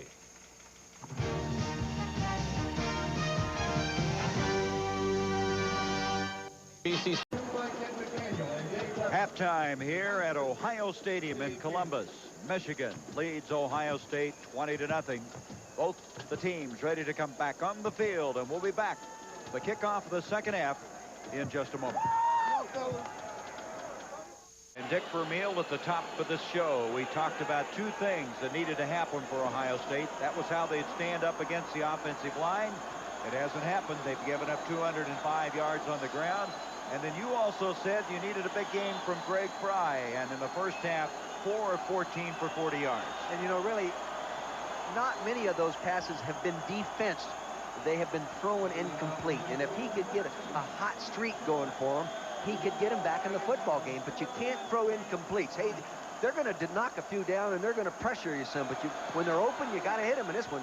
Gillette, who kicked that record 56-yard field goal, Michigan record, kicks off. And here comes James Bryant out to the 30-yard line. So Ohio State will set it up there. By the way, to go back on Gillette, the 56-yarder broke his old record of 53. He now has 17 field goals this year, which breaks his old record of 16. But you know, that's still not the longest field goal ever kicked against Ohio State. Morton Anderson, when he's playing at Michigan State one time, kicked one 63 yards. And he's still kicking it for New Orleans. He might be as good as there is in the NFL. Oh, I think he's the best, but I wouldn't hesitate to say that. From the 30-yard line now, Fry, who hopes to have some success. Play action fake, rolling out, got a block, throws up the field, and the catch was made for a moment and then dropped. Bobby Olive had it but couldn't hang on. See, now that pass was defense. He didn't throw that incomplete. That was good defense, good reaction. Now here he is, coming off Bobby Olive, working underneath. They're going double zone on him. Now Arnold pulls back into the flat. Corner will be on the right-hand side coming from the screen. Chip Wilborn right there, the safety. Good job of defense, got up there. You can still make that catch as you get bigger and stronger and get that ball to your body quicker. Well, as you mentioned, this guy isn't all that big. He wants to get bigger and stronger. He's skinny. Has good quick, so. Second down, 10 for the 30-yard line. Edwards, Bernard Edwards goes in motion for the Buckeyes. Fry to Snow. Snow, big hole, 40, 45. He's going to break it to the 50. Still on his feet to the 40. Into the 34-yard line area, first down.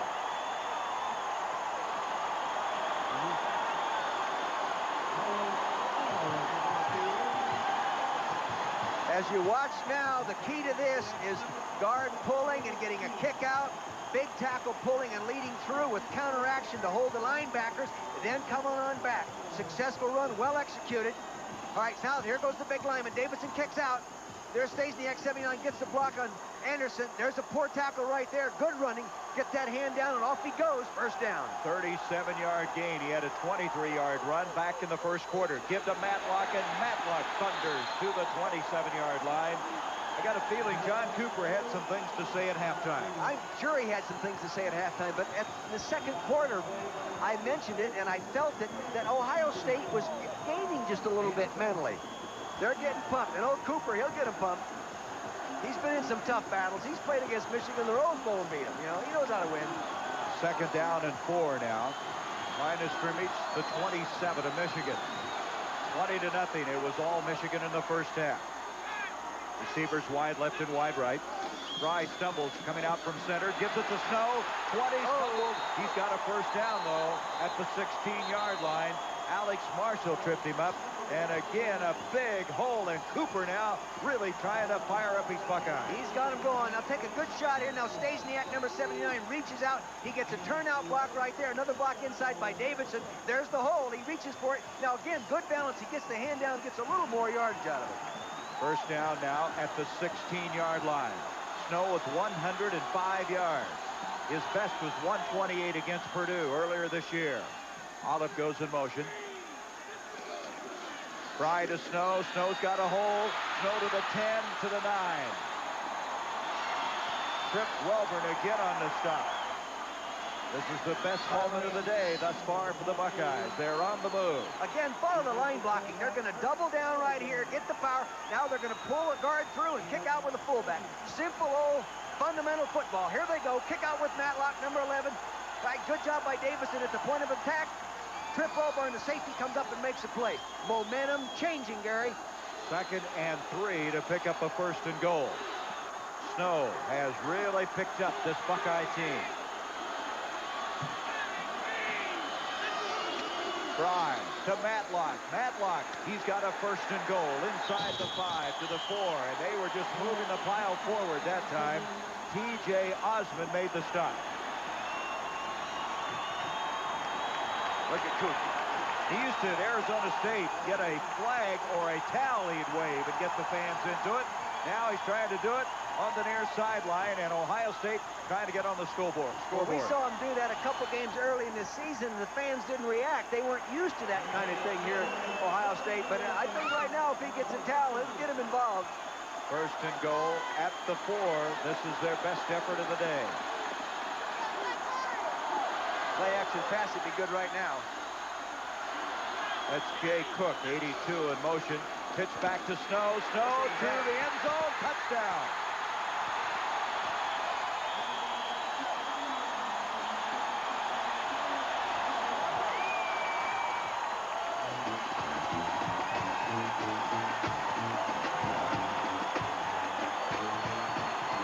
All right, here you go. Now, the key to this, I feel, was Davidson. I'm not sure. I saw it this late, Gary. Let's see. There he is. Now watch him get the kick out. Yeah, he got the kick out right there. They opened up that hole. I made a good call, didn't I say? Boy, hey, a pass would be good right now, and they ran. That shows you how smart I am. Started talking like that, you're going to be coaching again. No. 20-6 Don't now. start any more bad rumors. Omaro to attempt the point after. He's perfect this year on 19 attempts. Scott fouled the hole. The kick is on the way. And Ohio State has come out of the dressing room with a new resolve. They are a new football team. 20-7 now, Michigan.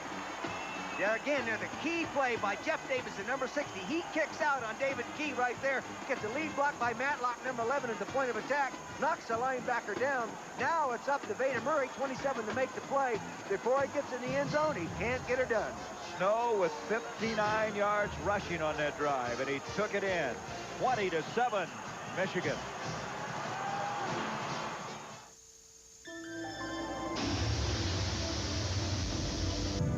The opening kickoff the second half. They went 70 yards in 7 plays. And you made an interesting observation, Dick, about that long field goal just before the end of the first half by Gillette of Michigan. Well, Gary, over my career coaching, I recognize one thing. If you're leading real good, and make a big play like a touchdown right before the half when you're leading, sometimes that mentally goes negative on you in halftime because you relax a little bit. If you're behind and make a big play before the half, it fires you up and says you have a chance. But sometimes you can come out of the locker room, say, hey, we've got the game won. Hey, we hit a 56-yarder. We don't have to play the second half. No, it won't work today. Well, Bo's got to be a little anxious right now. 20-7, Michigan with the lead. They're going to get the ball for the first time in the second half as Colazar and Callaway go back. Amaro to kick off. Colazar coming to the near side, and it hit him and went out of bounds, so they'll have to take it there. Boy, that is a big mistake by a veteran at the 12-yard line. Michigan will have it. He just misjudged it. I see he's looking up, and he doesn't see the sideline right there, and then he feels it can drop. Just misjudged it, and this young man doesn't make many mistakes. Sure-handed, a veteran.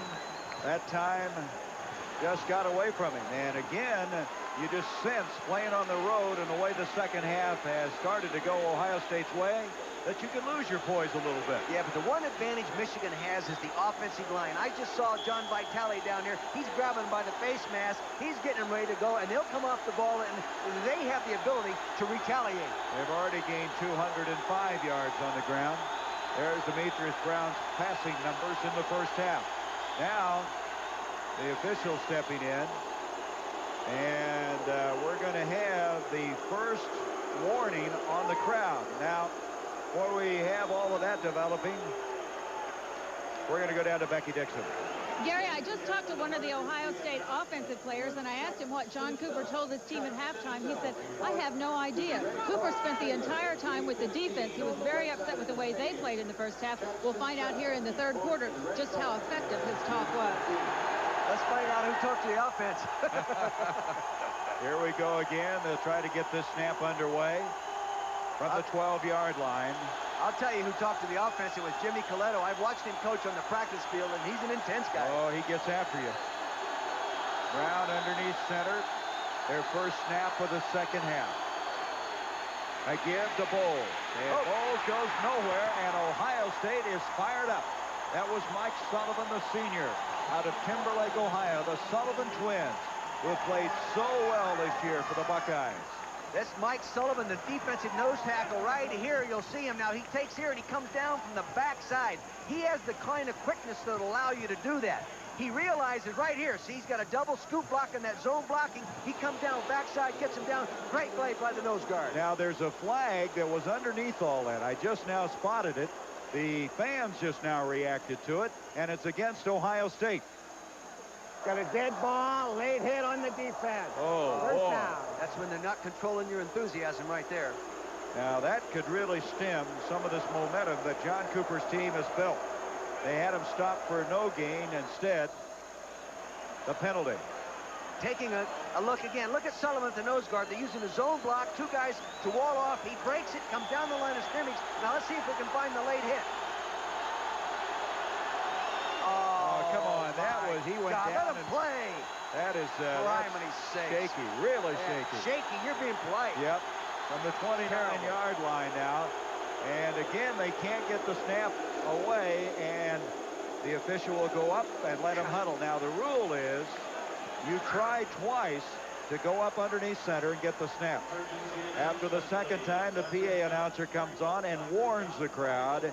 Then if it happens a third time, you start getting charged timeouts. And if you run out of timeouts, then they start assessing 5-yard penalties. That's right, John. But if I were Cooper right now, I'd find out which official threw that penalty flag and then find out what state he lives in. I think you're fired up, Coach. Oh, I tell you, we've got to let the kids play. The kid made a definite attempt to brace and not hit the guy. I agree. You don't argue with me. I agree with you. Here we go. Can they get this ball snapped? First down now from the 29 by a penalty. Brown giving off to Horde. Horde trying to go wide, and he slips, and another penalty flag is thrown as he makes it to the 36-yard line. They're going to call holding on Derek Walker, the tight end, number 89. Jim Peel is over there to make the stop for Ohio State, and you got it. That's what it is. Gary, whenever a fullback starts inside and can slide along the line of scrimmage to the outside of your tight end's block, That takes a long time. Normally it takes a good hold. Holding on the offense. Still first down. That's John Nealon, the referee in this game. And so that'll back him up and take the ball inside the 20-yard line. Set it up at the 19. I think Bo, by the end of this game, is going to be glad he didn't have that sour cream on his baked potato last night, you know. You get so intense and so fired up down there, and you get so involved. I ate it anyway. I ate what he had left. Yeah, I noticed that. First down 20 from the 19-yard line. They're going to reverse this one to Colazar. He's got a wide open field to the 25, and good reaction by Ohio State. In particular, Jim Peel looked like that was going to go a long ways, and just sheer hustle by number 46, Jim Peel, got over there. But, you know, that was a great offensive call. Now, it's an eye toss. Get everybody going. Ohio State is really fired up, okay? Here they're coming. Here comes Kaczerski, 95 back there. Good call, because you could really anticipate full flow on part of the defense. And Mark Pelini, number 48, knocks him out of bounds. Mark Pelini. Was that Jim Peel? Jim Peel. They both have similar numbers, 46, 48. I thought it was Mark Pelini. But anyway, it's going to bring up now. They picked up some yardage. Second down, still 11 yards to go. Back to throw, Demetrius Brown. He shovels it forward to Horde, and they're there.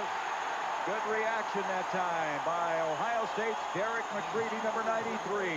The transfer out of Waldorf Junior College in Iowa. Here he is on the right side of your frame. The same pass, little shuffle pass that they ran successfully early.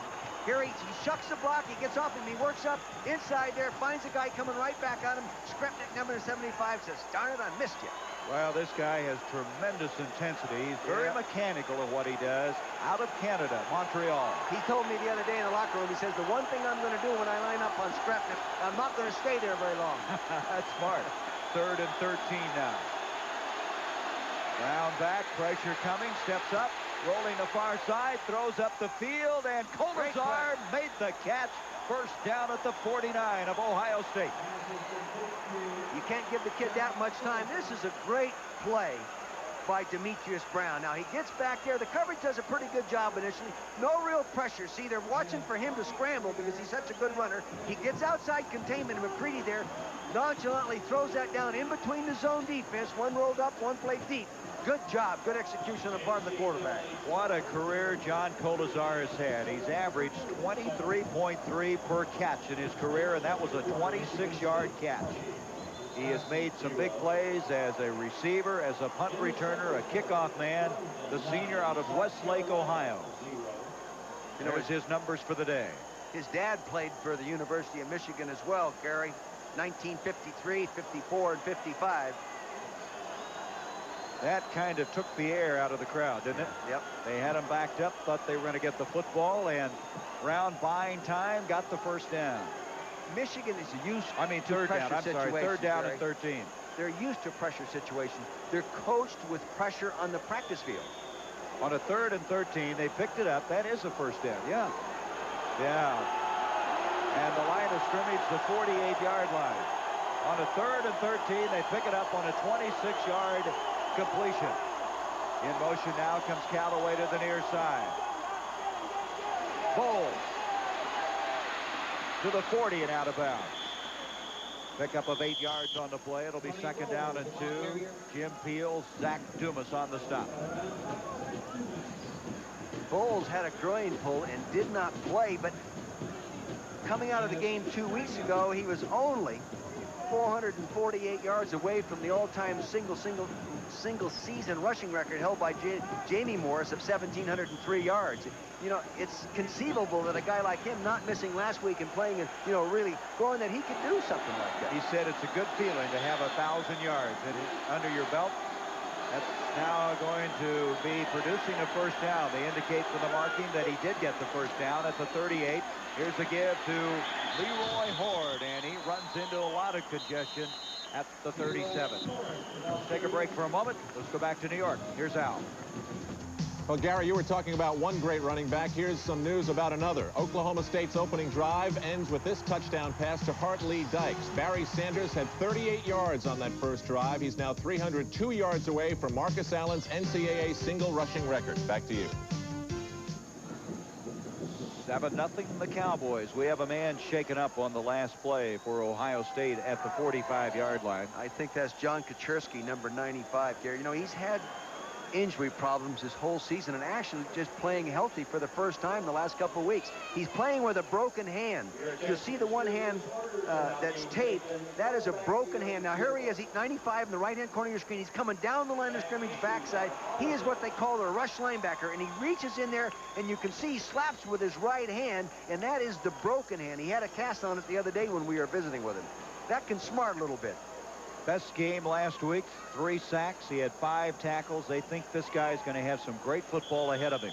Good quickness, really good quickness. Second down now, 9 yards to go. Kaczerski comes out of the football game. Kolazar, Callaway split out to the top of the field. Unbalanced line right. Bowles and Horde in the backfield. This is Bowles. He slips. Boy, that field has really caused problems as he goes down short of the 35-yard line. Boy, can that tight end Jeff Brown block. He's the best blocking tight end I have seen this year. Now, the tight end from Iowa, Cook, is maybe more gifted all the way around in the passing game and blocking, but just pure blocking, Jeff Brown, number 80, is the best blocking tight end I've seen. Boy, he had a good block that time. Coming up next on a doubleheader, USC, UCLA. Third down now, 8 yards to go.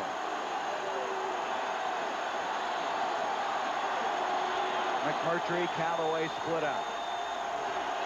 20-7, Michigan. Horde. Oh! And is he met? Sullivan. Fourth down coming up. Hello. That's the other Sullivan. That's John. the other Sullivan. He cornered me in the locker room the other day. He says, Coach, you think I can play pro ball? I'd be great on punt coverage and kickoff coverage. Now, he'll appear from the left side of your screen. His brother's shedding the block right there. Pushes him. Oh. One brother helps the other brother put him down. Can you imagine that? A family of 6 children. 2 of them, a defensive lineman and a linebacker. That must be a tough group, huh? And John Sullivan came back from a severe knee injury. Now, we're going to have a 51-yard field goal attempt. Gillette just warmed up for this one, kicking 156 yards to the end of the first half. He's hit a 22 and a 56, missed from 37. This is a line drive, and it hit the goalpost. That ball just didn't look good for the moment it left his foot. You'll see this. He might have been trying to kick that as hard as he tried to kick the 57-yarder. Good snap, good placement. Boom, he just shanked it coming over there. If he was a golfer, you'd say he probably came over the top a little too much with the right hand, huh? Well, he is 2 for 2 on the day. 20-7, Michigan, 8:07 in the third. Ohio State, the last time they had the football, they went 70 yards in 7 plays to score. Now they take over after the missed 51-yard field goal attempt at their own 34. Graham and Olive split out.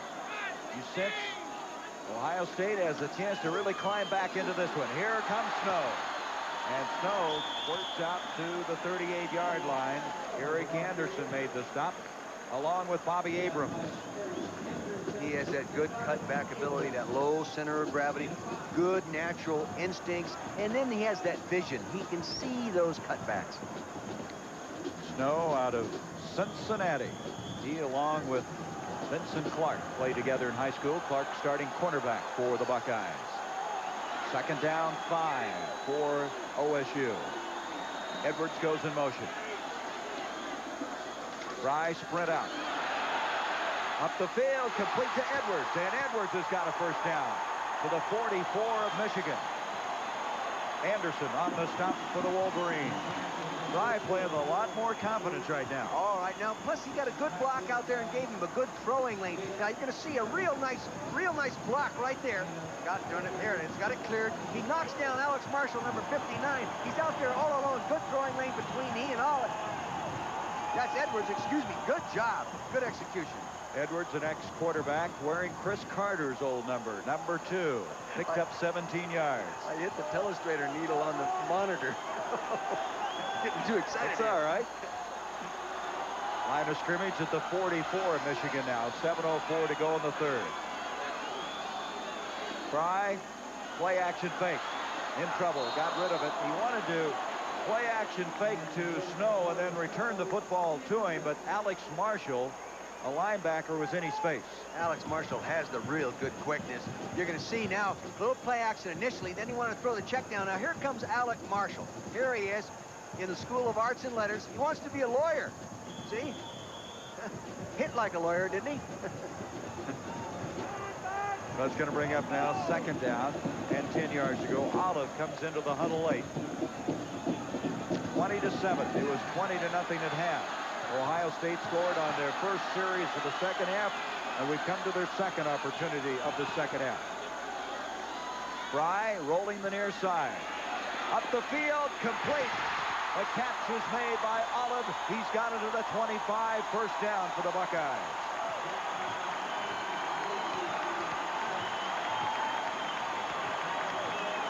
Now you're going to see, you're going to get the counter action, and he comes back out here.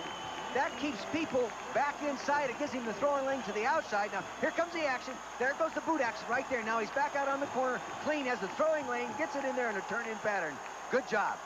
Fry is a different man in the second half. He was 4 of 14 in the first half, and now moving the football team. First down at the 25. Edwards in motion. He is 6 of 18 for the game now. Give to Snow. Snow barrels across the 20.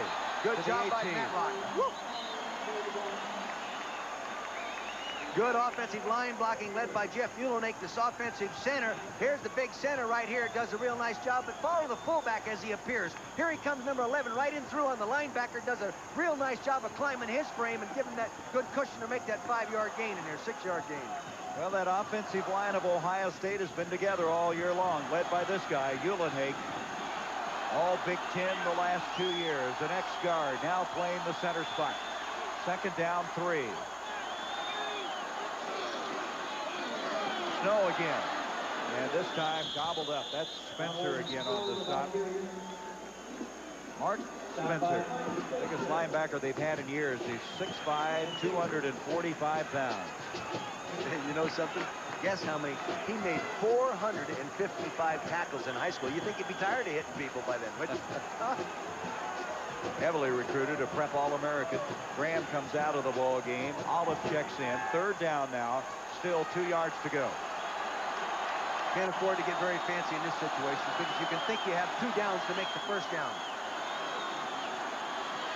Olive comes in motion. Snow trying to get outside. He's got it. He's got the first down and then some. He's inside the 10 to the 9. First and goal now, Ohio State. Just a deep high handoff. They really didn't want to go outside with it, but they have down blocking. Here's the backside guard, number 50, Jeff Davison, pulling, and it gets a little kick out, but he didn't want to run outside. It was constricted inside. He had good acceleration. He bounces back outside, gets a block from Bobby Olive down there, throwing all 145 pounds in front of that defensive back, and they make the first down. That is a career high 138 yards for Snow. And we're still at the 5-minute mark of the third quarter. First and goal at the 9.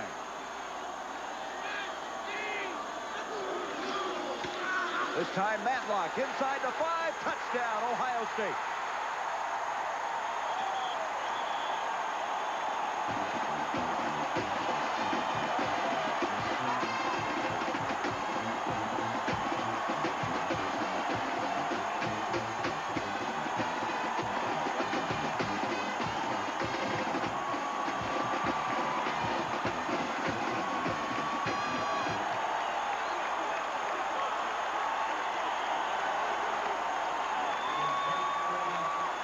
Okay. Pat O'Mara to attempt the point after. We've had a complete turnaround in the second half. The hold is Scott Powell. The snap, the kick is up, and we have a flag as they collided with O'Mara. He's down. The kick was good, and O'Mara still down.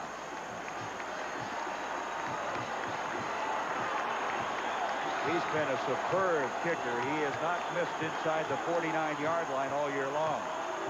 And he goes limping off. It's now a 20-14 game, and John Cooper, whatever he said at halftime, he better bottle it and use it the next game. They're going to assess that penalty on the ensuing kickoff.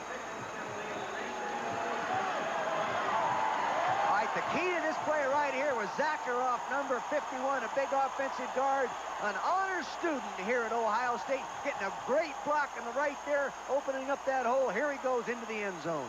A walk-on. We talked about him earlier. What a thrill for Bill Matlock, his first touchdown of the year. Look at this. Hey, we got her in there. So after trailing 20-0 at halftime, it's now a 6-point game. Heavy hitter from... Well, John Cooper came out in the second half trying to get the crowd into the game. He certainly got his football team back into the game. There's that last drive. Trailing 20-0, they've cut it to 6. And now the penalty after the point after will have O'Mara kicking off from the Ohio State 40-yard line. Then I tell you this, Gary, when you're on the sideline as a coach and you feel that momentum change, even though you're the better team, I'll tell you, it is tough to stop it from snowballing on you and rolling. Oh, man, it's tough. O'Mara kicking off. Kolazar waiting on it. He'll bring it up to the 20, to the 25, and out of bounds at the 26-yard line. Taking a look at fine offensive line search here. Good block by the tight end. Tim Moxley gets a nice block. All right here he comes out and gets a nice linebacker block, and then we get a nice block right here. They hand it right off inside. That's taking them on 1-on-1. All right, now Moxley turning out. There it is. Now he powers his way into the end zone over 2 defensive backs. Good job. And that point of attack block by Greg Zakharov, and Jeff Muhlenink did the trick, Gary. Boy, he was sniffing the goal line, wasn't he? Yes, he was. Coach Schembechler trying to do what you're talking about. Get this momentum back. The thing is, they have the athletes on the field that can make the big play and switch it around. From the 26.5-yard line, they'll start the drive. Ford. And the big fullback, tailback to the 32-yard line. Let's go down now to Becky Dixon. All right, thank you very much, Gary. With me is Wendell Moxley, the father of Ohio State tackle Tim Moxley. Now, Mr. Moxley is an avid Ohio State fan, but he's trying to stay calm here today because last year during this game, he suffered a heart attack. Let's go back to last year. What happened? Well, I guess I got too excited and did some things that I shouldn't have done. And it all came to an end right at the University of Michigan. It's hard not to do it during this game, I know. Yes, how's your health now? How's your health now? It's real good now. I've made a lot of changes, and it's the best it's been in years, probably. Did you ever consider missing this game today? Yes, my wife and family tried to get me to stay home, but I couldn't do it. I see you won out. All right, Mr. Moxley, thank you. Gary? All right, Becky, thank you. That pass complete to Greg McMurtry picks up the first down for Michigan at the 47. All right, just a play-action pass now. Slot man will come in and make a flat move. See, to draw the coverage out. Now there goes McMurtry working inside. Good timing. Gets the ball there. Here comes Sullivan inside out. Dumas puts him down, number 21. And so Michigan now trying to fight uphill a little bit after having their lead cut to 6. And that's the way to begin it. McMurtry latching onto that one. Ford and Bunch in the backfield. First down at the 47. Callaway in motion. Bunch again. Ford, I should say, and he's across the 50 to the 49. Going to bring up a second down, about 5. Pat Thomas on the stop for Ohio State. You made a good point. When you have to stem enthusiasm when you're playing on the road, it's awfully nice to have athletes up front, especially that big offensive line. And athletes that are so well disciplined, and actually it's an advantage to now be Michigan, because every week you go play somewhere as the University of Michigan, you're that team's big game. They're used to this kind of pressure. Seconds, let's make it 6. Bowles hadn't been in for a while. We're speculating he may be hurt. Derek Walker, tight end spot to the top of the line. High formation. Here comes Horde. He's got a first down, and he's to the 38 of Ohio State. I'm not too sure that. I think they took a chance on a line slant that time and just ran a slant to the inside. They picked it up nicely, walled it off, and broke to the outside. Now we get him walled off here like this, get him walled off, and that allowed the running lane to the outside. They might have been slanting. Yes, they did. They slanted underneath. Now the linebackers got to get there and pick that up if they're going to slant like that. You can see Sullivan was late in getting there. Well, that's what you said. They had to take some chances today. I think Orlando Craig, 56, should have been filling that. They try to take chances to stem that forward wall. This time it's Bunch. And Bunch just dragged people to the 30, about a yard short of the first down. Bunch has great strength, and you got to realize, Gary, he is 240 pounds. 240 pounds. What is just a kid and growing. I think I've used this before, but when he practices on the Michigan practice field, they put on bunch protectors because he is such a punishing runner. They don't want to tackle him. He's from Ohio, too. You know, he's probably... See, again, you can't let those guys get out of state. At the 29 now, it's going to be 2nd and 1. Impressive drive here for the Wolverines. Bunch and Horde in the backfield. Horde, and he's straightened up and slammed back. Pat Thomas, the ball is loose, and Michigan recovers at the 35. Demetrius Brown was there. Boy, Pat Thomas is playing a whale of a football game for Ohio State. I tell you something, as a coach, why does the good Lord take a guy at 6'1" and 230 pounds who has all the desire and the guts to be the greatest football player in the NFL, and he's just not big enough? Look at him. What a heart. You know, those kind of guys they just pump me. Yep. Those overachievers you're always talking about. It. 3rd down now, 7. The loss back to the 35. Callaway, McMurtry split to the top of the field. 20-14, Michigan leading with 1:01 to go in the 3rd, and Brown is going to call a timeout. Demetrius Brown asking for the first timeout. So Bo will map some strategy. We'll return. There are the vital numbers. Isn't that true, though? Want to take better pictures? Dramatic moment when Rodney Peete, shaking off the ill effects of measles, made his appearance on the field at the Rose Bowl to a loud ovation. It looks as though he's going to give it a go in today's showdown with UCLA. Gary Bender. So we switch halfway across the country back to Columbus. We have a 3rd down coming up now. 7 yards. Now, you got to figure Michigan already is in field goal range for Gillette. After you kick a 56-yarder, it kind of shrinks the field a little bit, doesn't it? Yes, it does. The line of scrimmage, the 35-yard line. Michigan using their first timeout. Brown will have McMurtry and Callaway split to the top of the field. 20-14. Michigan leads Ohio State. Kolesar comes in motion. Pressure coming. Brown is going to be dumped. He got rid of it. At the intentional but that's going to be down. No, they're going to call him down. They're going to call him down at the 45 before he got rid of the ball. Who was it that hit him? It was John Kaczorski, who was shaken up earlier in this game. Here he comes right there, and he has that good quickness, as you said earlier. God, that looks like intentional grounding. They must have blown the whistle. Yeah, they blew it dead. Dick at the 45 on the way down. Here he is coming to the top of the screen. He got around to the outside, and again, using that quickness, that's how he got the 3 sacks last week. So now it's out of field goal range, obviously, and Gillette will go back and punt. Olive will return it. Olive coming up, and he's going to let it hit, and it's going to go out of bounds at just about the 10-yard line. So Ohio State, who has scored on their 2 opportunities in the second half, have it again with 8 seconds left in the period. And a concerned Bo Schembechler, who knows he's on his way to Pasadena, but he wants the outright championship. Let's go down to Becky. Gary, with me is Wayne Duke, the longtime commissioner here in the Big Ten. After this season, Wayne is retiring. This is his last official regular season Big Ten football game. And Wayne, looking back on all your years in the Big Ten, is there one game or one memory that stands out most in your mind? Boy, Becky, I think every time it's the next Big Ten game out, it's a big one that stands out in my mind. It may be this one. Oh, for certainly this one. This is the very image of Big Ten football. Great competition is very best. What accomplishment are you most proud of during your tenure? Well, I think our relationship with the Rose Bowl, Becky, a relationship with other postseason games, adherence to rules and regulations. The Big Ten is America's premier conference, and I've been very privileged to represent 10 great schools. Wayne, thank you. Best of luck in the future. Gary? Thank you. And thank you, Wayne. 18 years, the Big Ten commissioner. We have come to the end of the 3rd quarter, 20-14, Michigan. ABC's college football will continue after this message and a word from our local station.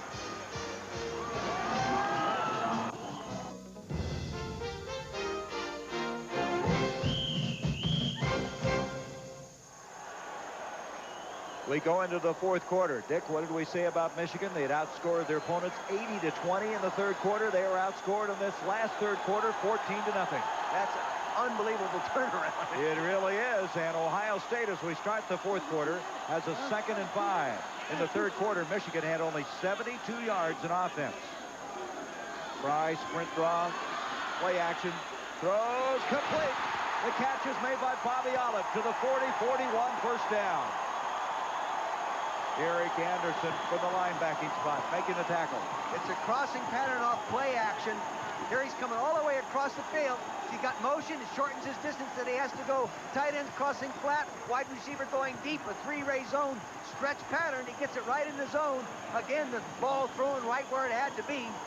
Good execution. 28-yard completion. You know what this game reminds me of? That LSU game.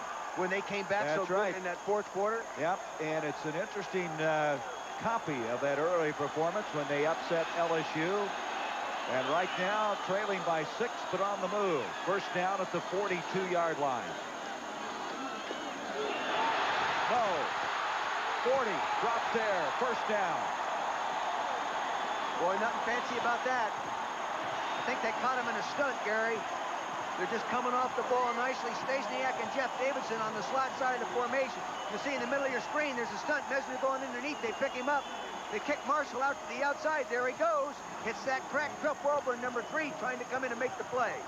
Snow has played so well against Michigan last year and now having a big game. That's a 17-yard pickup.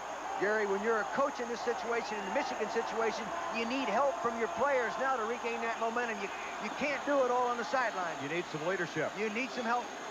From the 41, a first down handoff. It's Scotty Graham, the fullback, number 35, inside the 40.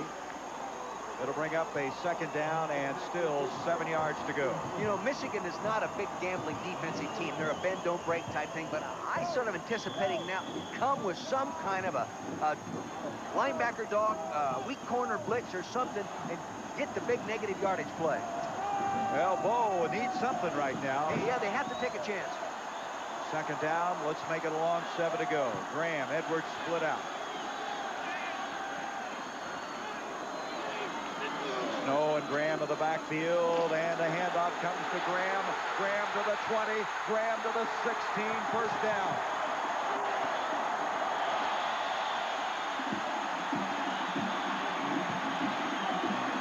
Just a good old-fashioned draw play. Nothing really tricky about it. Quarterback's going to take it back. Offensive linemen are turning out. Zone off the stunt right there. Linebacker stunting upfield. Takes himself out of it. Graham hits that crack. Here he goes. Key, number 26, coming to make the play.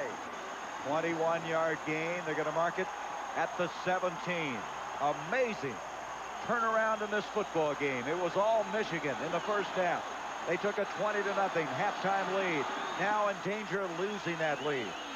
Bobby Olive split out. Give to Graham again. And Graham buries him at the 10. He just buried somebody. Bobby Abrams over there. He's 3 yards short of a first and goal. Flexibility, mobility of the running back. Now watch the fullback as he comes in, he hits in here, and he makes this slide move and finds the crack. If a running back can't do that, you can't win running the football. Now watch him hit inside. There, he gets turned out. He gets outside Zakharov's block right there, inside Ellis's block, makes a nice gain. Boy, it's nice to be able to have a back that can do that for you. At the 11-yard line, second down, 3 for a first and goal.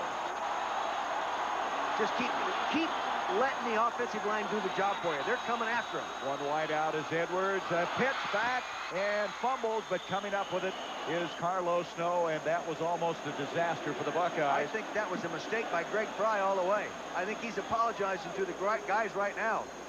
I don't know what he did, but I know it was a major mistake. You're going to see him right in the middle of your screen.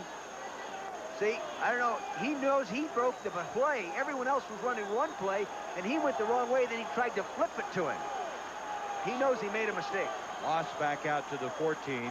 Now it's 3rd and 7.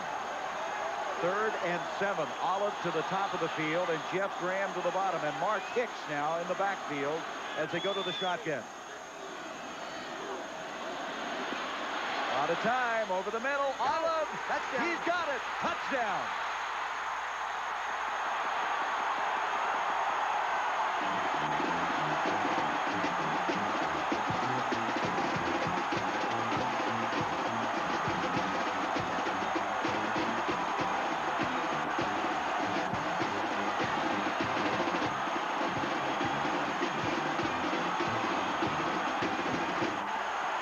was his second touchdown catch. You know where the other one came? In that game against LSU. The last play of the game almost, he caught the one that won it for him. 38 Same seconds. pattern. That's right. Same All of end a zone. sudden, this team from Columbus has played inspired football. They've tied it up. O'Mara to attempt the point after. O'Mara's kick is on the way, and for the first time, the Buckeyes lead it. Now you're going to see Bobby Olive to the right side of your screen coming in on Dave Arnold. Now he gives him a little move, comes underneath there, playing that post pattern there. No help inside, no safety. Normally you'd think you'd have some safety help in there. Must have been a man-to-man all the way along the line of scrimmage. Post pattern, touchdown, same one they used against LSU. Look at this. Don't bite it off. Yeah.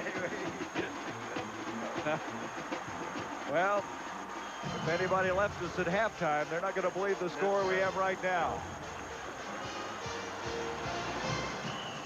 Now at the University of Michigan, a worldwide leader in education and research, we've been a prime mover in attracting major national centers for manufacturing science, space robotics, and computer communications to Michigan.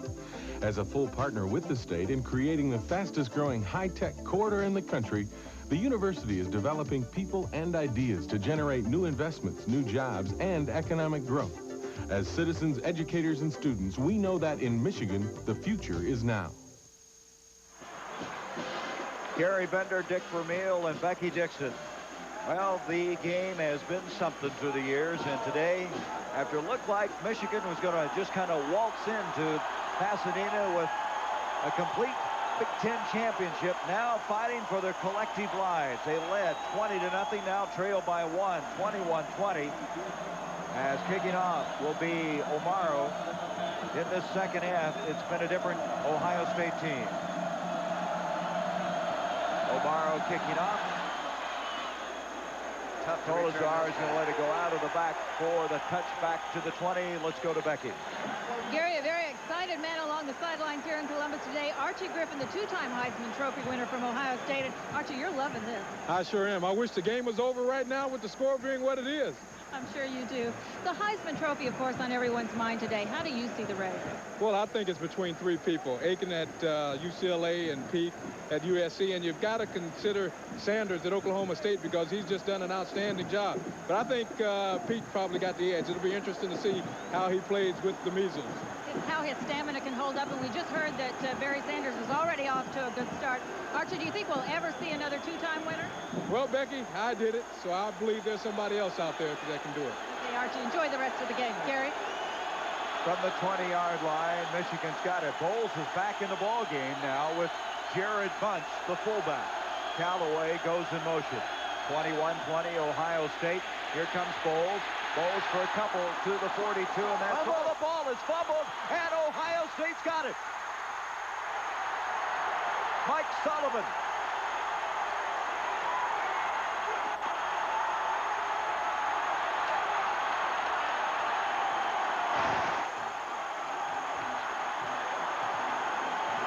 Take a look. I think they had a full line slant on, Gary. Moving the line, and they happen to be slanting in the direction of the play. Got a lot of people at the point of attack. Here's Sullivan. These guys are all slanting. They're moving down there to the right. Here comes McCready. There's Pat Thomas, 54. Here's both Sullivan brothers right there. The ball's on the turf. Oh. It just squirted out of there. It just squirted out. And Sullivan comes up with it, and Bo can't believe what's happening here in Ohio Stadium. First down at the 22 of Michigan. It's been all Ohio State.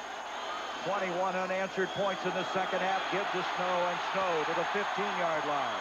Gain of 6, 2nd and 4. Enthusiasm and emotion. Hard to figure, isn't it? Yeah, I'll tell you, there's no substitute for enthusiasm. You know, I once read where Thomas Edison wrote, when a man dies, if he can pass on enthusiasm to his family, he has left them with an estate of incalculable value. And boy, is that ever true. Well, John Cooper certainly left his team with some enthusiasm at halftime. He gave him something. Yep. Whatever it was, I want something. Second down, a long 3. Snow and Matlock in the backfield. Edwards in motion. This is Matlock to the 10, 5, still on his feet to the 3. First and goal.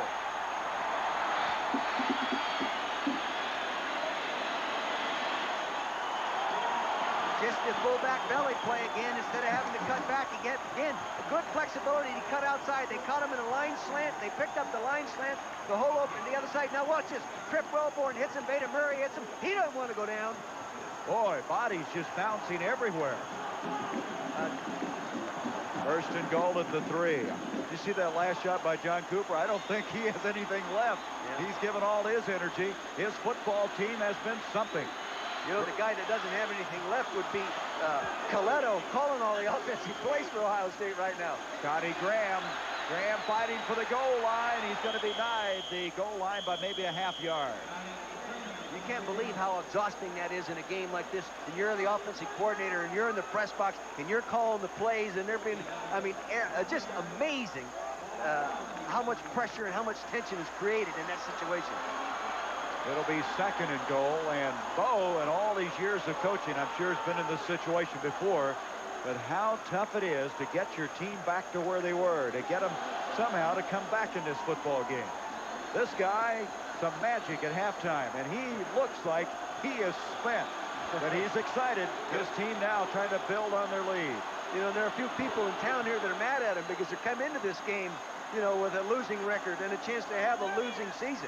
They're For the first time since '66 when Woody Hayes was the coach. They're spoiled. Yep. Yeah. Second and goal from the 1-yard line. You see the time remaining in this game. Even the president was fired up last night at the University of Dr. Jennings. He wanted to win this one. Second and goal from the 1. Fry giving to Matlock. He's stopped. No place to go. Very good reaction by Michigan. Very good reaction that time. Give credit to Messner. Messner has made so many big plays for these Wolverines. Good defensive penetration on this side of the line. And he just sort of buckled them back right here. See, they're slanting to the play, slanting to the strength of the formation. Got in there. Good call by the defensive coordinator. And Ohio State's going to ask for a timeout. So Greg Fry will come to the near side. They lost yardage back out to the 3, where it's going to be third and goal there. We'll come back. Ohio State by 1. State's Barry Sanders was a record 32nd touchdown this season. He now has 263 yards to go to catch Marcus Allen's NCAA rushing record. And Gary Bender, it will be a vote that Archie Griffin will cast for the Heisman when he does. We come back, third and goal at the 3. The thing you have to remember now is if Ohio State does not score a touchdown here, a field goal would be very, very big because it would give them a 4-point lead, meaning that Michigan would have to come back and score a touchdown to win this thing. So if they don't get it here, a field goal is still very big on this particular drive. Third and goal from the 3. The timeout by Ohio State. They have 2 remaining. Snow and Matlock in the backfield. Snow, he's not going to get much, if anything. Again, it was Messner, number 60, knifing through, got a hand on it. See, now what you were talking about before the snap, you know, the field goal being enough to force him to score to beat you, was what they were thinking offensively and calling that type of play on third, because that's really long yardage on third down there. They lost a yard back to the 4, so Cooper will have to settle for the field goal.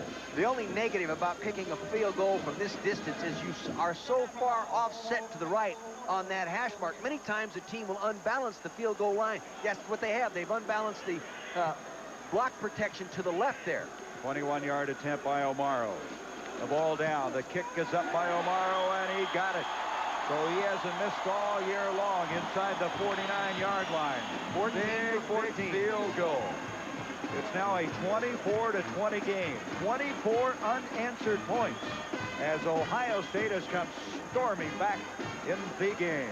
Taking a look again at that field goal, you can see what I'm talking about with the hash marks way to the right. He really has to do a good job of pushing that ball off to the left, and that's not automatic.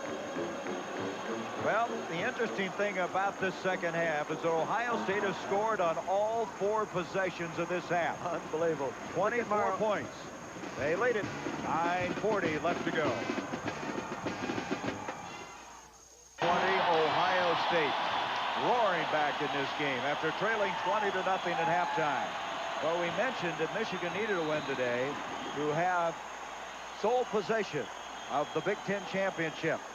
If Michigan State wins this game, and it looks like they're going to do that very handily. 29-0. They would fall into a tie for first place with Michigan in the Big Ten, but Michigan still goes to Pasadena because in head-to-head competition, the Wolverines beat the Spartans. I'll tell you this, so Michigan State is the best and the most improved football team we've seen all year, from the beginning of the year to the end. Oh, boy, there's 6 straight wins, and George Perlis got to get a lot of credit for turning that team around. O'Maro kicking off.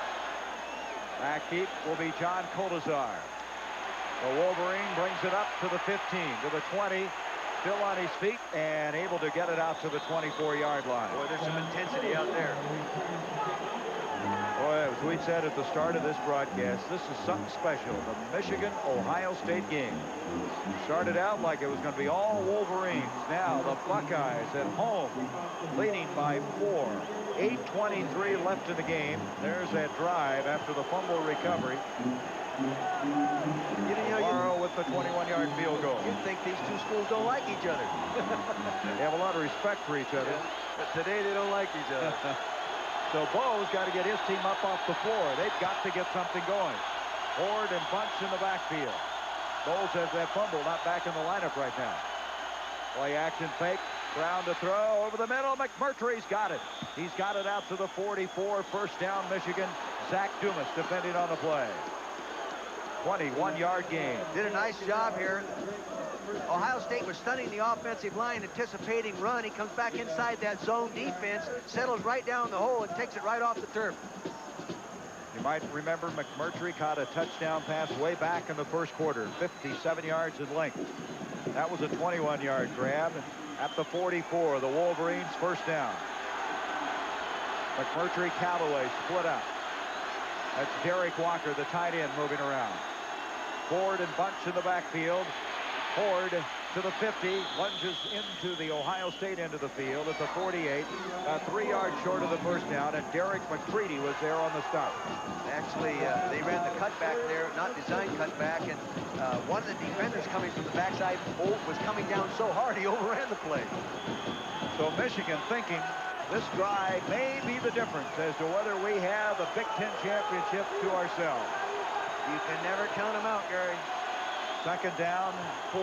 Colazar, Callaway split out. Horde again. And Horde's going to be short of the first down. Pat Thomas, who's just played inspired football, is down there. So we come to a third down. We have a man shaken up for Ohio State, getting up very slowly. That's McCray, but he's going to be okay. The official says go on, he's okay, but he's going to come out of the ball game. McCray will come out, and Streko Zizakovic will replace him. I can remember trying to say Zizakovic in the first game. I finally nicknamed him Zeke. You know, I got it down, though. It shows you what experience can do for you. I tell you, you're a veteran now. Third down and still almost 2 yards.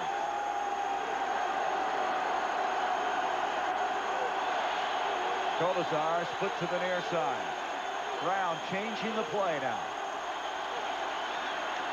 To Horde. Horde trying to go wide, and he's got the first down. He got across the 45 to the 44. Zach Dumas, boy, will he hit you coming up from that cornerback spot. Zach Dumas hit him, but Pat Thomas came from the inside of the defensive line, inside out, and gave him a good shot, ricocheted him off, and that allowed Dumas to go ahead and put him down. Horde comes out of the football game. Clock running, 6:55 left. Colazar splits to the near side. McMurtry to the top of the field. First down at the 44. Tony Bowles has come in at tailback. Play action fake to Bowles. Brown up the field. Colazar! He dropped it.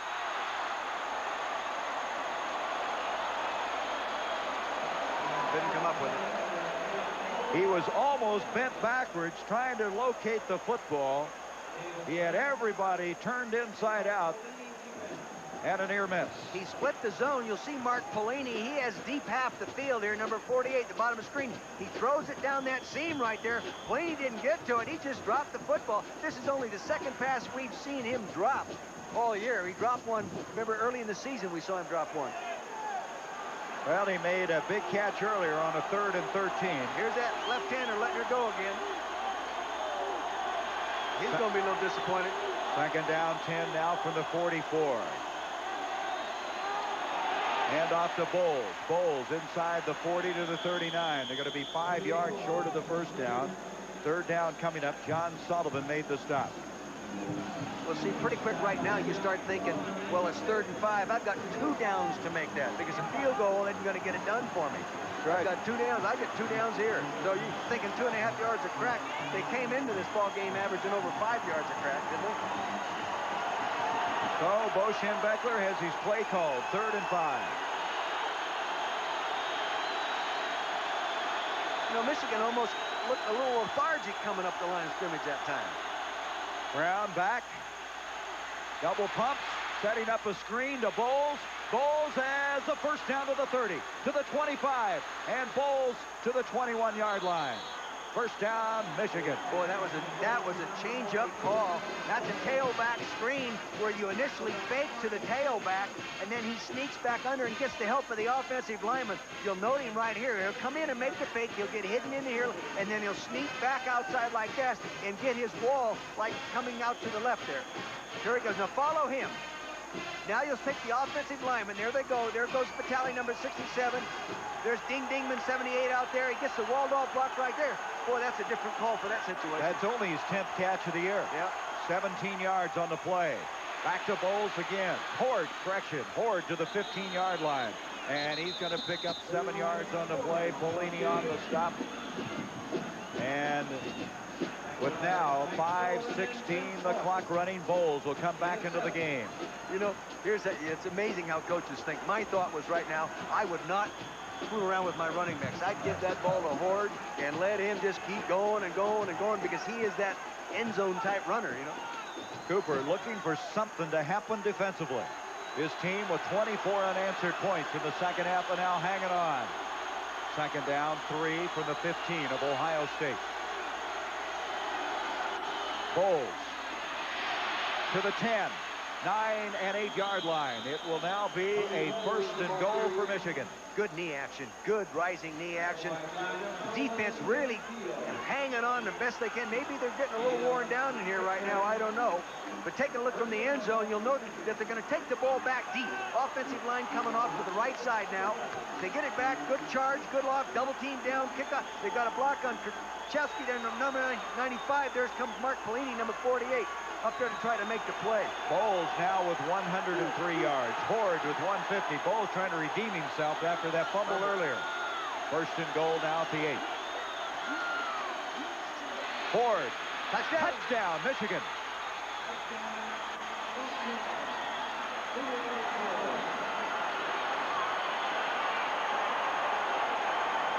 Well, the good teams do it when you got to get it done, right? You bet. Give the ball to the guy that knows where the end zone is. Here he is, Horde now. He's playing fullback, starts in and gets the belly cut back. There he goes, reverse now. See, now he gets the cutback. Gets a nice block right there by Vitale 67. Gets him in the end zone. Gets a little shield block by the official who got knocked on his scan. Important point after coming up now. They need to get the point after to make it a 3-point lead. Horde with a strong game. Horde becoming such a big player for Michigan. And it just started to unfold the last 3 or 4 weeks. Point after attempt by Gillette. He got it. And so Michigan now has scored their first points of the second half. And they have taken the lead, 27-24. Redskins heading to San Francisco to take on the 49ers. It's ABC's NFL Monday Night Football, the only way to kick off your week. Michigan, after falling behind by 4, now has taken a 3-point lead with 4:20 left in the game. And there's the drive, 76 yards. Horde with the 8-yard touchdown run, his 9th touchdown run in 9 games. Now with 23 carries, 158 yards and 2 touchdowns. He's a horse. And then they go to Bowles. What a changeup. And different style runners. Different style runners. Total points. He got the Big Ten record. Big day for him. He also set his longest field goal record of 56 yards way back at the end of the first half. Here comes the kickoff. Snow. This guy is really dangerous. Bring it out. Leading kickoff return man of the Big Ten, second in the country, but he doesn't go anywhere there. There's a penalty flag as he is dropped at the 17-yard line. Penalty being spotted in that area. Otis Williams over to make the stop. It's going to be a clipping call against Ohio State. Near the conclusion of today's game, we'll be participating in an 18-year-old tradition, selecting a Chevrolet Most Valuable Player of the Game from each of the teams. And Chevrolet will donate a $1,000 scholarship in each player's name to each school. Line of scrimmage will be the 17 until they step off this penalty. Cooper not happy about it. Not happy at all. So remember now, Ohio State has scored on all 4 of their possessions in this second half. Now, Gary, you and I had the opportunity to broadcast that LSU game early in the year, and they were in this very identical situation, much worse, in fact. And they came back with 2 scores in the last few minutes. The other thing is, Fry has gained confidence in throwing that ball in this second half, and that'll help him right here. So Fry goes in after the penalty. They'll inherit the football at the 8-yard line. They have 2 timeouts remaining, trailing by 3. Back it comes to Snow. Snow out to the 15, gets out of bounds at the 17-yard line. Picks up 8 yards on that play. David Key over to make the stop. I think there's a personal foul hitting the quarterback on this one. Messner to the left side of your screen, left corner, number 60. He's chasing from behind, coming down. There's a toss. Boom, he decked him right there. Knocked his mouthpiece out right there. You can see the mouthpiece. That's smart a little bit, and they called a personal foul. I don't think he looked like a vicious intent of anyway, but he gave him lunch.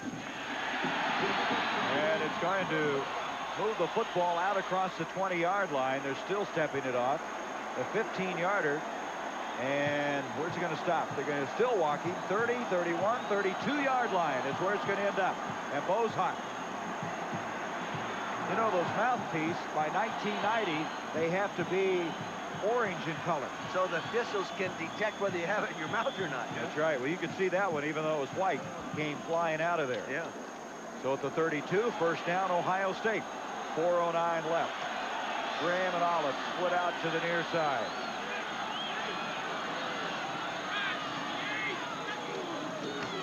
Fry, sprint draw fake, throws, Ellis to the 45, first down to the 49.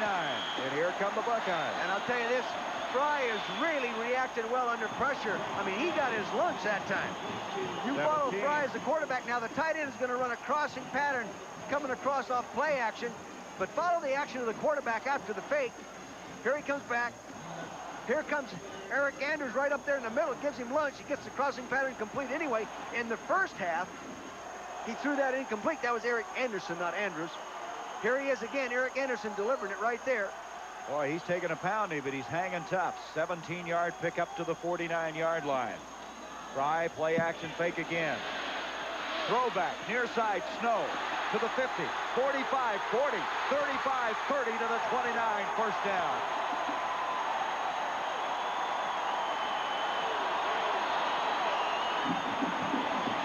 A similar play to the tailback screen you saw Michigan run on 3rd and 5. They fake here. Now follow Snow in the middle of your screen, 25. Now right-hand bottom corner.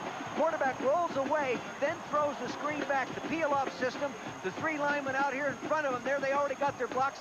There's Stasiak right there in front of Julinek, number 68. First down. 22-yard pickup to the 29. Fry wanting quiet. 3:20 left in the game. First down for the Buckeyes. Fry gives to Matlock. Matlock spins to the 25. Gain of 4 to bring up 2nd and 6. Mark Spencer on the stop. All right, good job by the offensive line. Julinek, all these guys coming off right now, doing a pretty good job of sealing that line of scrimmage. And see, Gary, the strength of Ohio State's football team is their offensive line. That's the only part, really, that they're real strong in, anywhere across the line. Line of scrimmage just short of the 25. Graham and Edwards split out. 2nd and 6.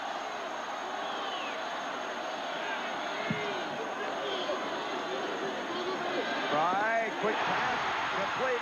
It's Ellis again, and Ellis has another first down at the 15-yard line. Murray was over there to make the stop for Michigan.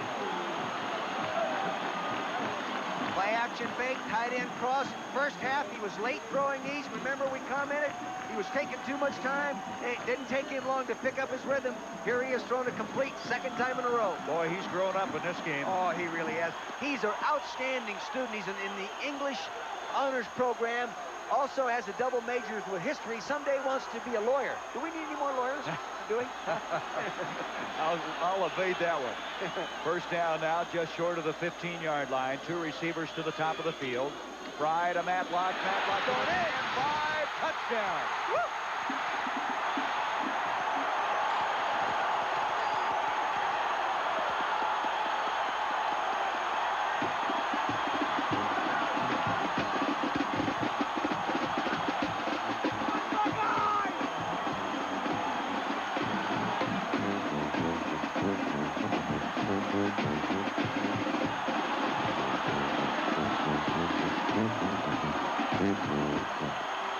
Well, it seems as though whoever gets the football last. I'll tell you, this is great. This is what makes college football so great. Not only for the fans, for the kids that are playing it, because they learn right now somewhere down the road they're going to be behind. Things aren't going to be going real well for them, and there's a way to win. There's a way to come back and get it done. O'Mara, point after attempt. He'd like to send it back to a 4-point lead. And he does exactly that. Well, Michigan scored at the 4:20 mark, and at the 2:02 mark, the Buckeyes came right back. Just the belly handoff. Ulenik gets a good block. Tim Moxley, number 74, gets a good kick-out block. And there is old Matlock. From a walk-on to a hero. You got to love him. Amazing. Here it is. You can see right now, they're just good blocking right here by the center here. The guard's coming off here. Tackle gets a turnout. Now he runs in and hits that crease. Full flow by the tailback. Good job by Ulenik walling off the nose guard. Good block by Zakharov with the point of attack. There he goes. I love to see walk-ons do so well. It's like the free agent in the NFL. He's not supposed to make it, and he ends up playing the Pro Bowl someday. Gotta love him. Do you realize that Ohio State has scored on every possession of the second half, all 5 of them? It's all coaching. But you got to give Jimmy Coletto, the coordinator, credit. Gene Huey, the wide receiver coach. Lon Hudson, who coaches the running backs. Bob Placing coaching those guards and centers. Bill Dudley, the quarterbacks. Hey, and Harry Justin, he coaches the tight ends. You got to give them all credit. Another thing that you got to bring up is that Fry in the second half is 7 of 9 for 125 yards. Same thing he did last week. Yeah, that's right. Second half against last Iowa, he was 7 of 9 for 109 yards. So O'Mara, who made it a 31-27 game with that point after, will kick off. What was that Cooper told us in the first game? 1 week you're drinking the wine, the next week you're stomping the grapes. This week he might be able to drink the wine. Huh? Been doing both of them today. On the goal line, Kolesar. Bring it out for the Wolverines. It isn't over. At the 20, 25, 30. He comes out of there at the 40. He's to the 50. He's to the 40 of Ohio State.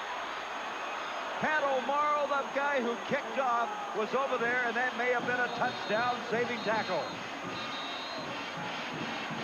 A man shaken up for the Buckeyes.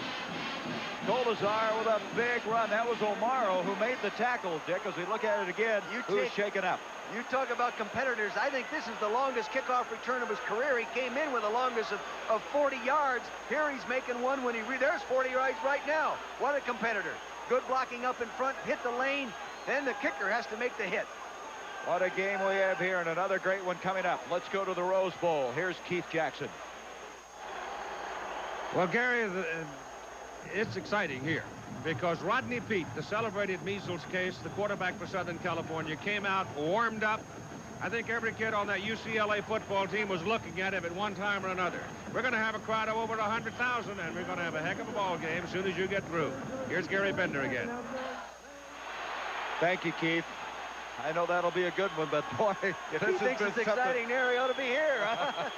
By the way, O'Mara's coming off the field, but he saved that from being a touchdown.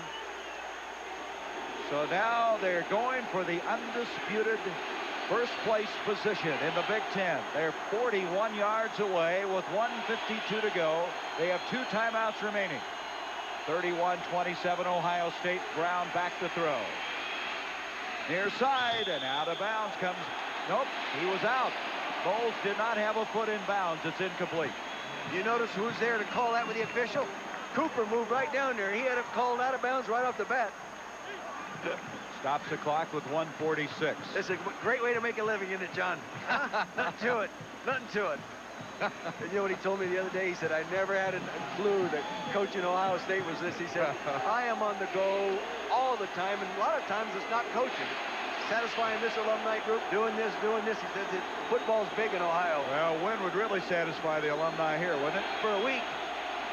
Second down, 10. Callaway in motion. Brown back, stepping up in the pocket.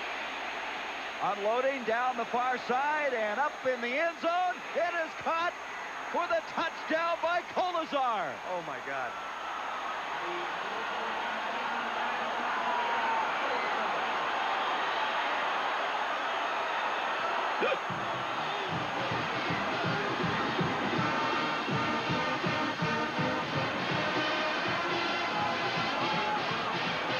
You talk about a competitor, huh?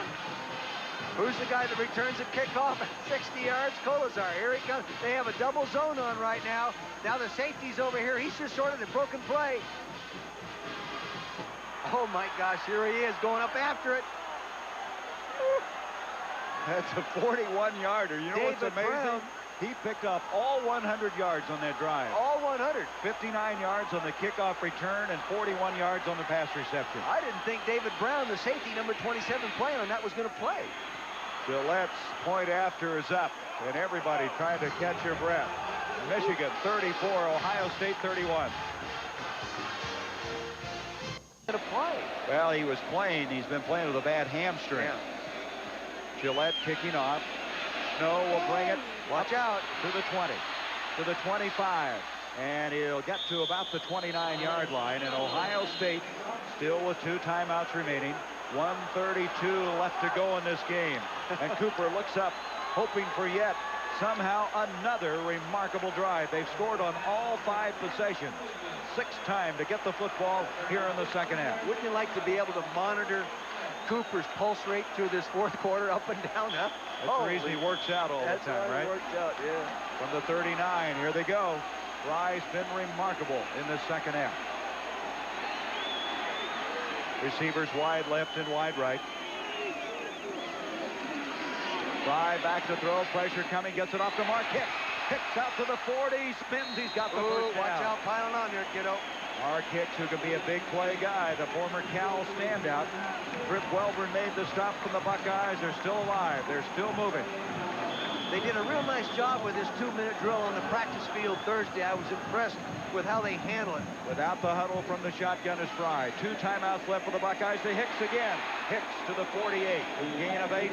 Anderson made the stop, and they're going to go without a huddle again. The one thing about Hicks throwing him the ball, he can break the long play as a running back. We've seen it all here today. From the 48. Second down. A long 2. 1 minute left in the game. Fry back. Over the middle. Broken up. Intended for Hicks again. And one of the Michigan defenders. T.J. Osmond hit that one. Was it Osmond? Yeah. And Osmond, along with Marshall, was also in that vicinity. And it's 3rd down. And with 56 seconds left, Ohio State now will get back into a huddle and call the play. Look at Bo.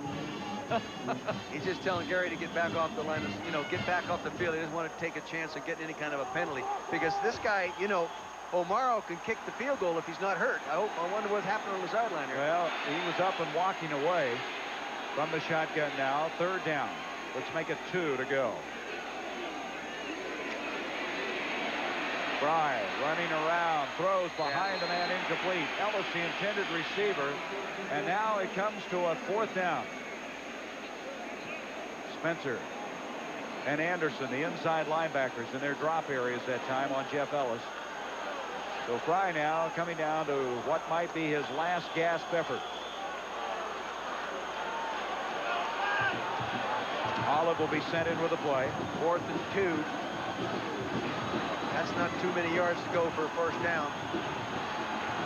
They're going to run it. Graham, who's been very quiet, split to the near side. Olive to the top of the field.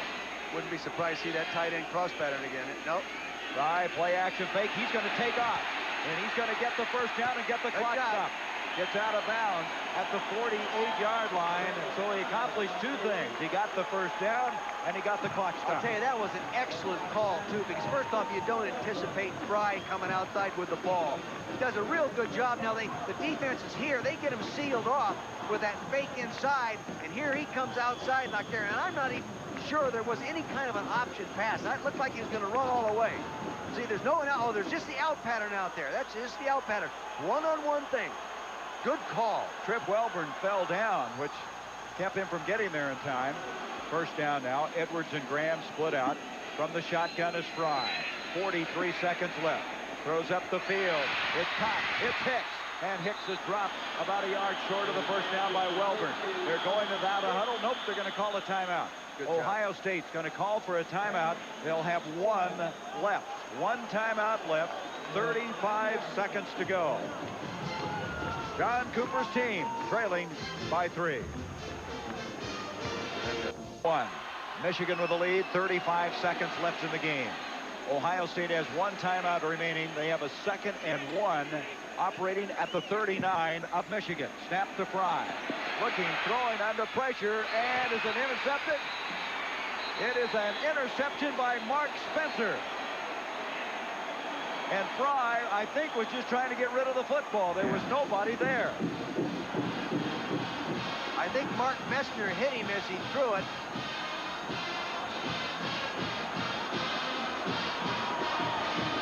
So Mark Spencer comes up with the interception.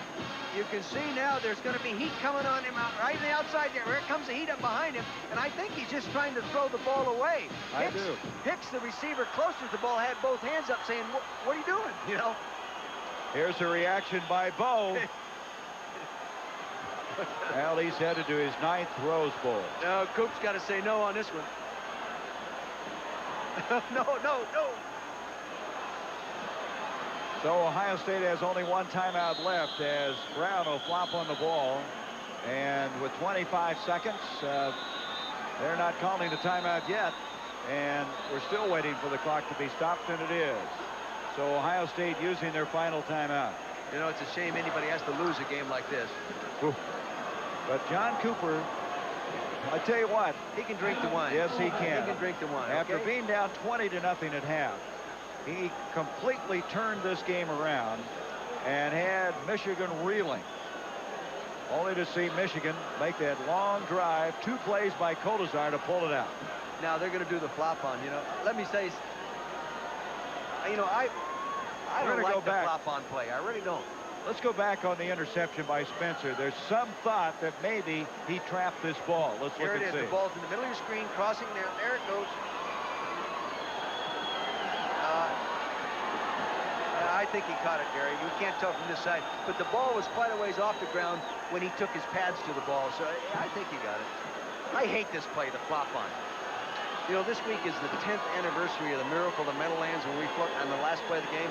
And if I could, I would still vote on eliminating that kind of play. The offensive team should have to advance the ball every snap. I believe that. 2nd and 12 after that last flop. And, of course, Ohio State can do nothing about it now. They've used all their timeouts. And the game turned out to be an outstanding game. Michigan, undisputed champions in the Big Ten. Bo Schembechler headed to Pasadena to meet the winner of the game coming up next here on ABC, USC and UCLA. Our Chevrolet most valuable players of the game will be John Kolesar, who made that outstanding 100-yard effort, 59-yard kickoff return, the 41-yard touchdown grab, and then we're going to give it to Greg Fry of Ohio State, who did such a great job in that second half of play. And a check in the amount of $1,000 will be donated by Chevrolet in their names, each school's general scholarship fund. So coming up next on ABC's College Football, a classic Pac-10 confrontation. The unbeaten number 2 ranked Trojans of Southern Cal take on the number 6 ranked UCLA Bruins with a Rose Bowl bid on the line. George Hill, our statistician, Bill Frio, our spotter. For Becky Dixon and Dick Vermeil, I'm Gary Bender. So long from Columbus. ABC's College Football has been brought to you by Honda, who invites you to test drive the Accord LXI four-door sedan at your local Honda dealership. By Michelob, one taste will tell you why the night belongs to Michelob. By Western Union, the fastest way to send money.